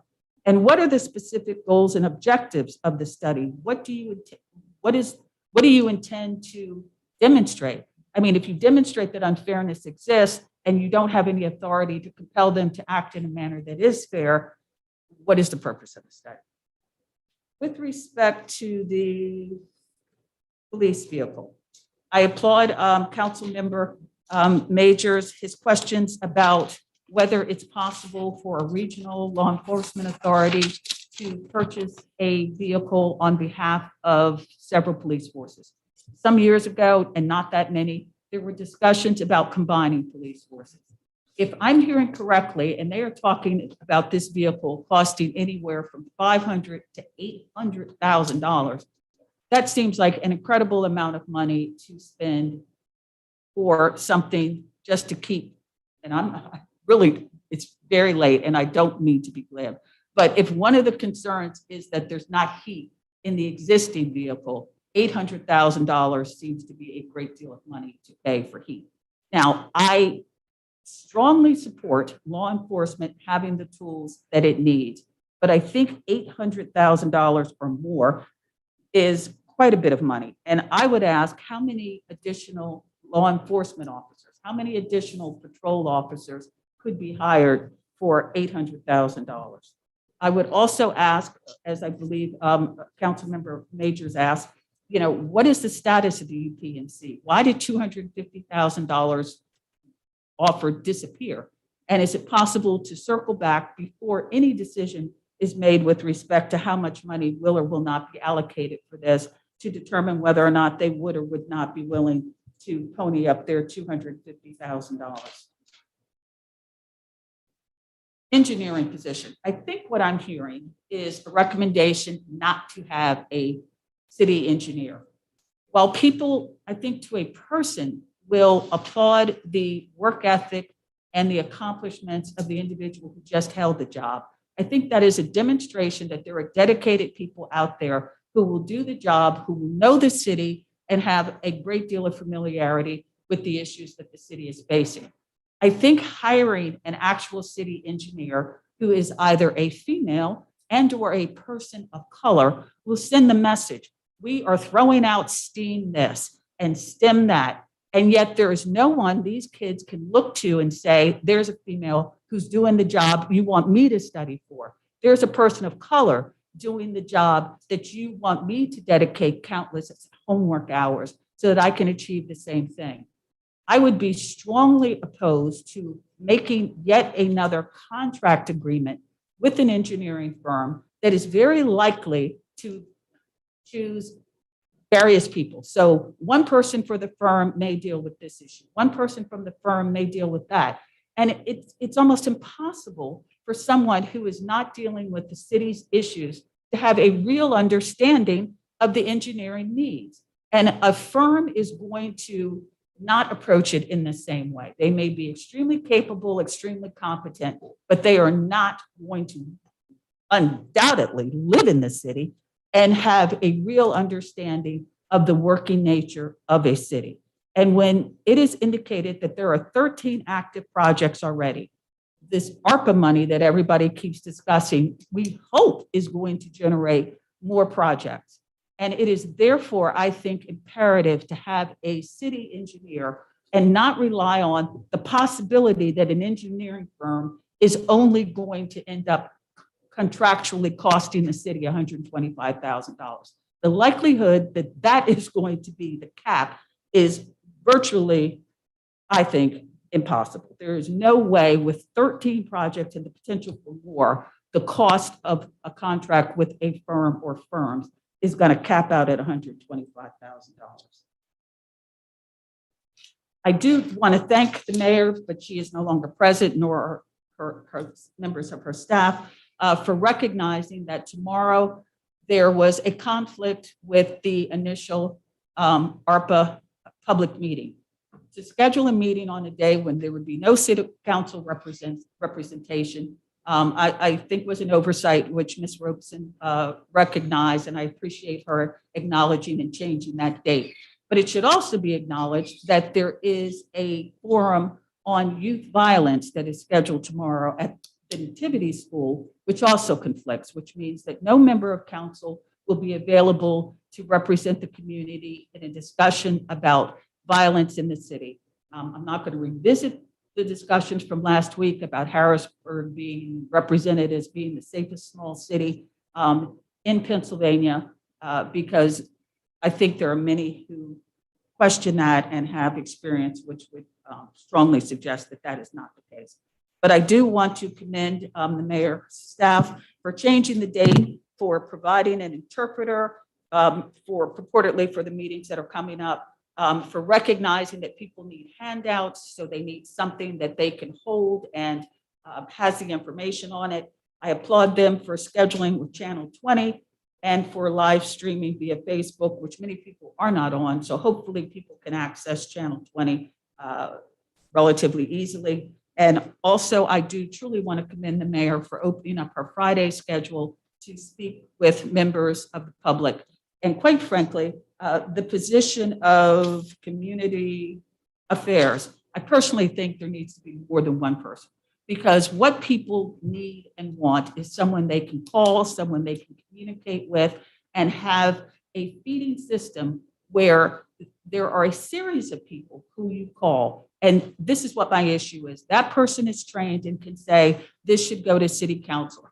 This needs to be addressed by public works. That's going to be a tremendous amount for one person. She's already indicated that she has 700 emails. If she has 700 emails a month and a half into their administration, it's not going to be long before she's overwhelmed. So while I thank you all, I would truly hope that there will be some method of streamlining this process, so we are not here 3.5 hours several times a week.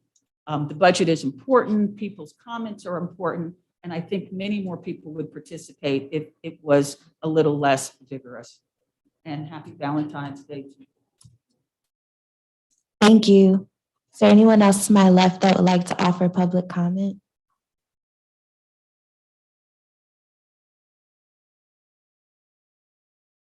Good evening, everyone. My name is Amanda Arbor. I live on Allison Hill.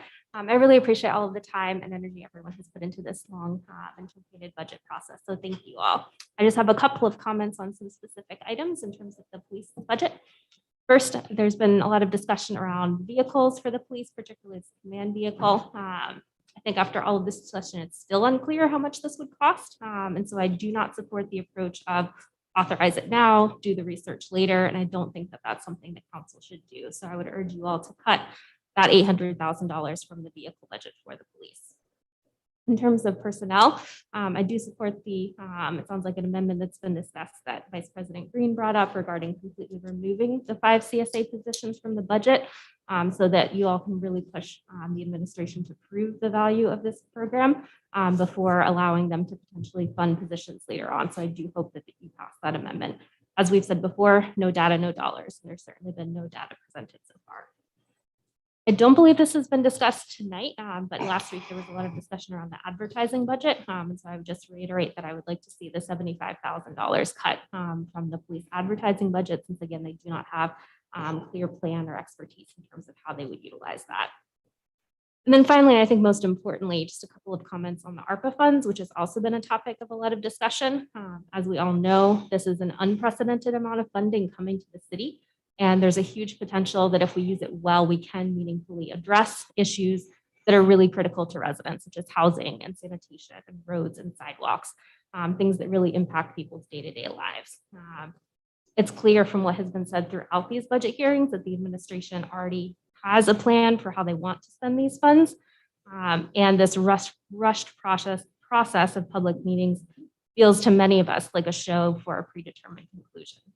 Having given us as residents very little notice about these meetings and the double booking, as was discussed for the one initially to be held tomorrow, and then this March 1st deadline to provide a report really does now not allow enough time for meaningful engagement from our communities. And you know, these consultants can listen to our input, but then they could turn around and write a completely different report based on predetermined priorities from the administration. And so unless that report is then coming back to residents for us to review and have meaningful input before it goes forward, you know, a lot of us are concerned that these funds will not really go to meet the needs that so many residents have brought up that are essential to our day-to-day lives. So I hope that you take all of that into consideration. Thank you. Thank you. Is there anyone else to my left that would like to offer public comment?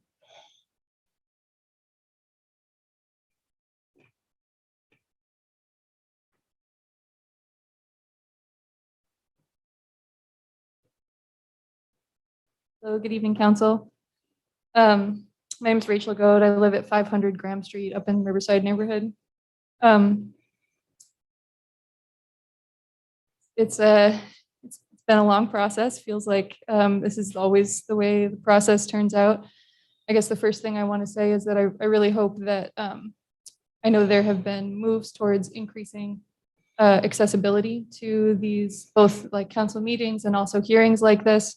Obviously, we've got some visual reminders of the way that you all have prioritized that, and I hope with getting like onto an actual schedule next year where there are hearings much earlier will prevent there from being just a handful of people who are able to take 7 hours out of a week to attend and participate in hearings. So I'll say that first. I also want to say that I understand and it's clear that the budget is tight, for many of us personally. That is also the case here, in the middle of a pandemic. And I appreciate all the questions around making sure that the money that we are spending is being spent well. And I think I want to really emphasize the importance of looking at what are the outcomes that we are expecting from the money that we're spending. And when the budget comes back around and we see that there is a request again for something, how do we look at what the impact was the first time around? So I want to say that I really appreciate and agree with the amendment to remove the 5 CSA positions. I don't think that we've heard from the police department enough information about how that program really rolled out, what the material impacts of that were. I think many of us had the idea that that was going to be a position much more directly focused on people's social and material needs and not sort of just a police intern, which is kind of what it feels like it turned into, and which seems clear to me in the little bit that I understand about the concerns that the FOP has expressed with the work that those folks do. So I recognize I'm hearing that you all are interested in another pilot year, but I want to say that I would be in support of moving that outside of the realm of the police department entirely. Also want to just point out that the police department is a massive proportion of the budget overall. And in general, we don't get a lot of transparency or accountability about how that money is spent and what the impacts of those things are.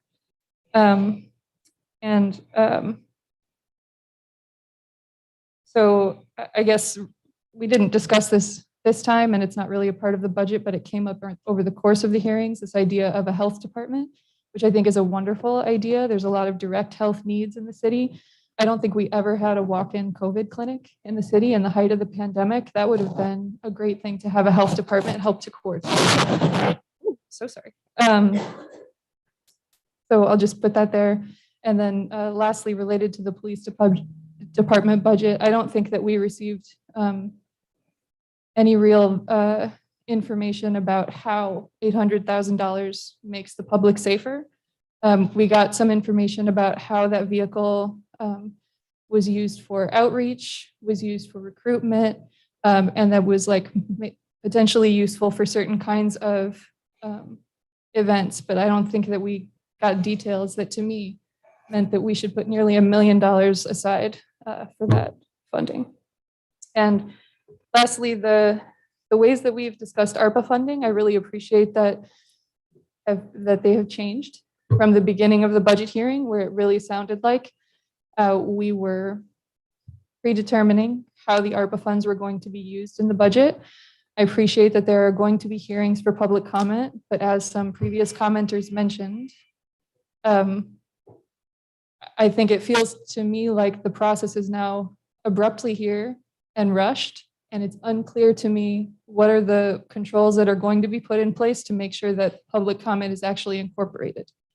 Given the way this series of hearings have unfolded, I think you could understand how the public might feel like the determinations have been made for how the money is going to be spent. So I would just urge you to do what you can to make sure that public input is a real part of this ARPA process. So thank you all so much. Thank you. Is there anyone else to my left that would like to offer public comment?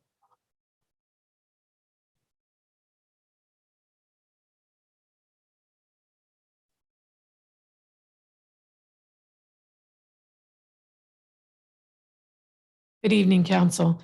Took me a while to walk across here because I'm really stiff, because I think we're in well into hour 13 of budget hearings, and I have sat through them all, not necessarily here, but I have sat through them all and I've read 3 different versions of budgets. So yeah, it's been a week, hasn't it? A budget is a moral document. And by that, I don't mean that it's a religious document, but that it reflects our values, what we say is important as a city. And in looking at this budget and in sitting through all these hearings, we don't say that the fire department or housing and economic development or risk management or an engineer is really important to us. Maybe a grant writer if we had that extra person. But what we do say is important is the police, because that's like 60% roughly of our budget. And you really held to the fire with a lot of your questions with all the departments that came up here. And I was really encouraged by your questions and exposing discrepancies and maybe things that were missed and asking questions. And that made me really hopeful.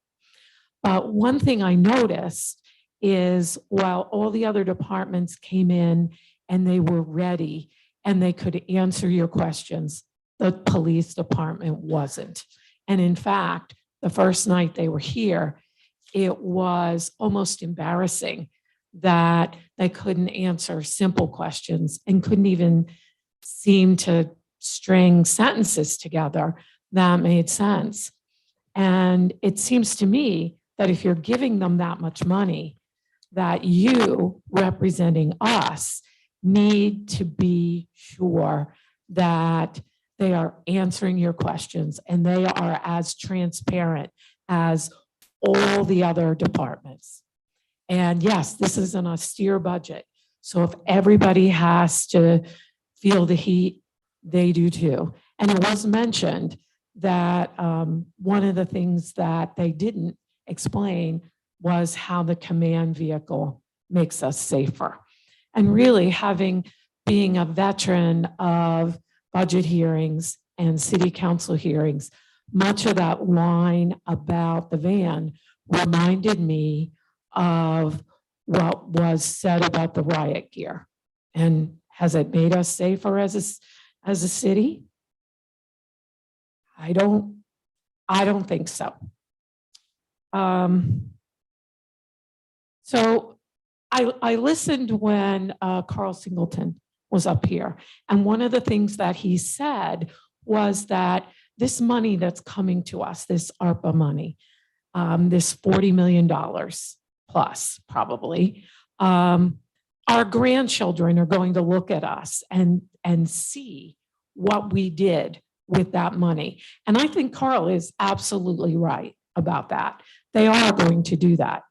And Professor Eddie Glad wrote a book recently about James Baldwin called Begin Again.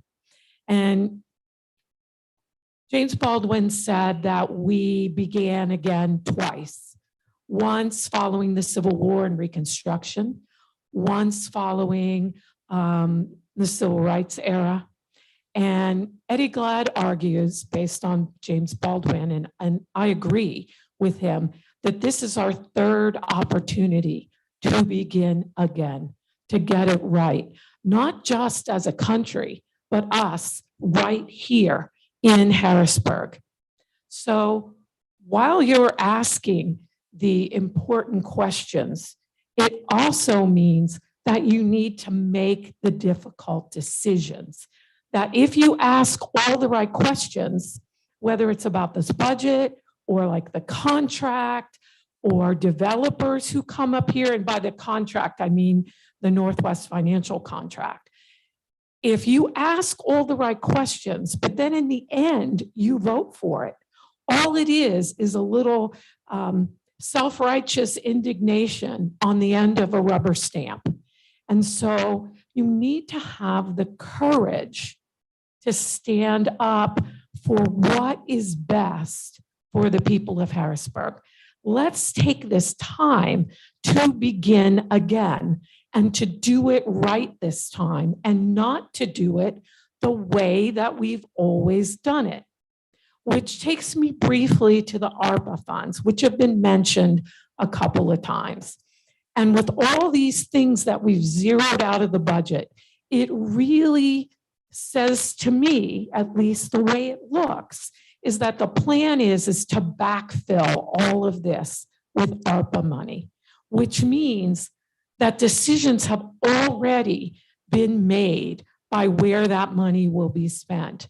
And by having these hearings really quickly, it kind of feels that way to me. It kind of looks that way. Because in reality, decisions on that money do not have to be made until 2024, and you don't need to spend it until 2026. So you don't need to rush. There is no rush to decide how to spend this money.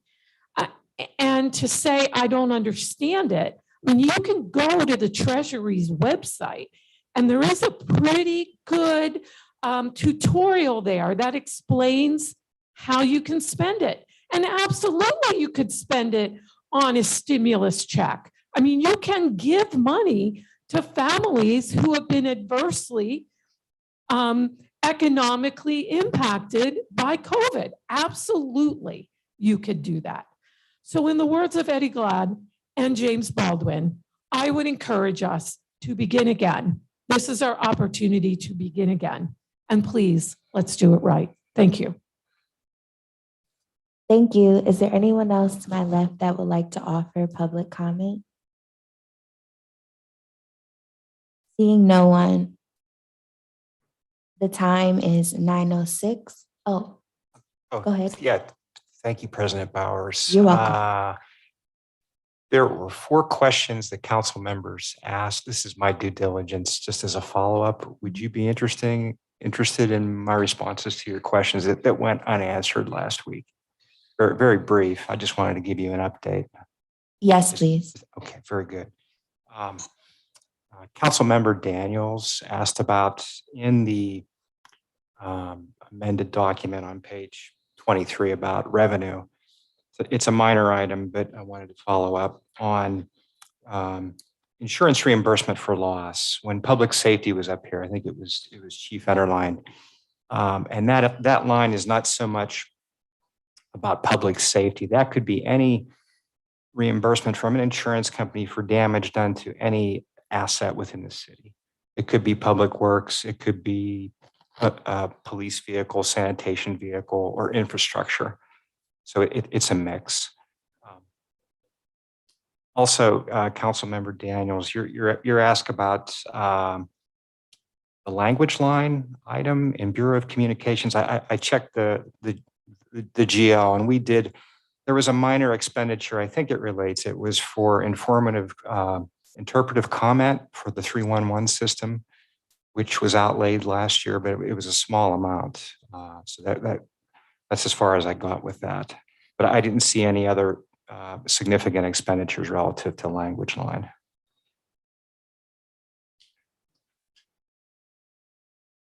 Councilmember Rawls, we talked about last week with Dave Baker, the playground parks improvement projects. And I mentioned DCED funding, which has been fully utilized, but then there's also DCNR funding. The city received $600,000 specific to that, those locations, that project. And there's still a bit of funding left, approximately $48,000. And that's currently the city still has encumbered funds related to the Chutes and Ladders project. So there's a bit of funding to go on that. Last item for Councilman Majors on the Neighborhood Services Fund. I want to say, I think Dan may have provided you an update on the Neighborhood Services Fund cash balance yesterday. If not, right now it's approximately 7.1 million. It's enhanced from year end due to there's good news here. The city, I mentioned previously, we received a tonnage rebate payment from Laxwama based on the city's actual disposed tonnage from 2021. That just happened, and it was significant. It was over $220,000. But what I'm seeing currently, and it's still unaudited because it pertains to 21, but the city is experiencing an increase in collections relative to both refuse and disposal revenue. So on the cash basis, of course, but from what I'm seeing comparatively in prior years with 2019, 2020, and 21, the collection rate, the collections divided by the billings, I'm seeing an increase in the rates, 87%, 92%, and now pushing 95% for 2021. So there was improvement. That's on the refuse side. On the disposal side, 2019 was 91%, 2020 dipped to 89%. But again, there was a course with refuse increasing, there was a corresponding increase in disposal collections approximating 95%. So again, those are unaudited figures. I pulled that information from the city's Bureau of IT. There's a report that we use from the utility audit system, which summarizes total revenue and total payments received.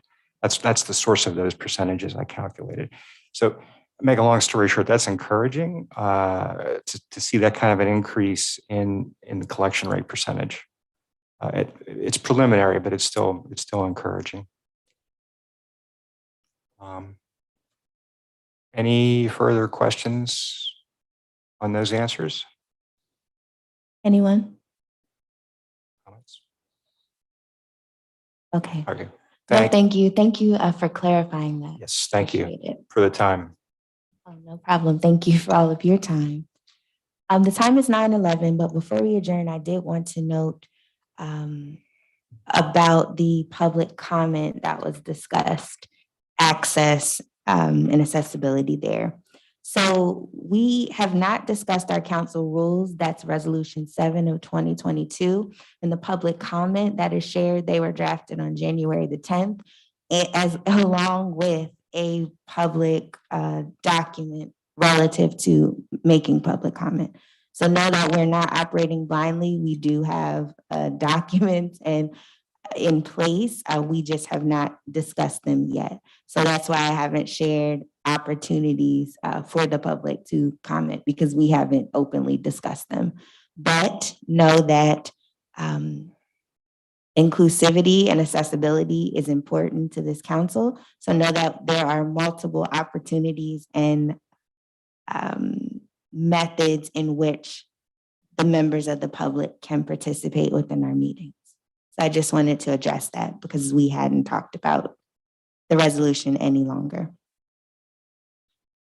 Yes, and I'm not clear on what was shared on the website, but no, there's not. You can still email your public comment. You can mail in your public comment. Just be clear on what bill or resolution you're discussing, so that way we're clear. You can email to publiccomment@harrisburgpa.gov. You can also participate publicly. We'd ask that you state your name and address for the record, and you have 2 minutes. I have been generous, as I said, because we have not discussed this. So know that we will be enforcing the 2 minutes moving forward. But I just wanted to address that and ensure that the public was aware that you can still offer written comment as well as the various other methods. The time is 9:13. At this time, I will entertain a motion to adjourn. So moved. Is there a second? Thank you, everyone. Have a good remainder of your Valentine's Day. We are adjourned.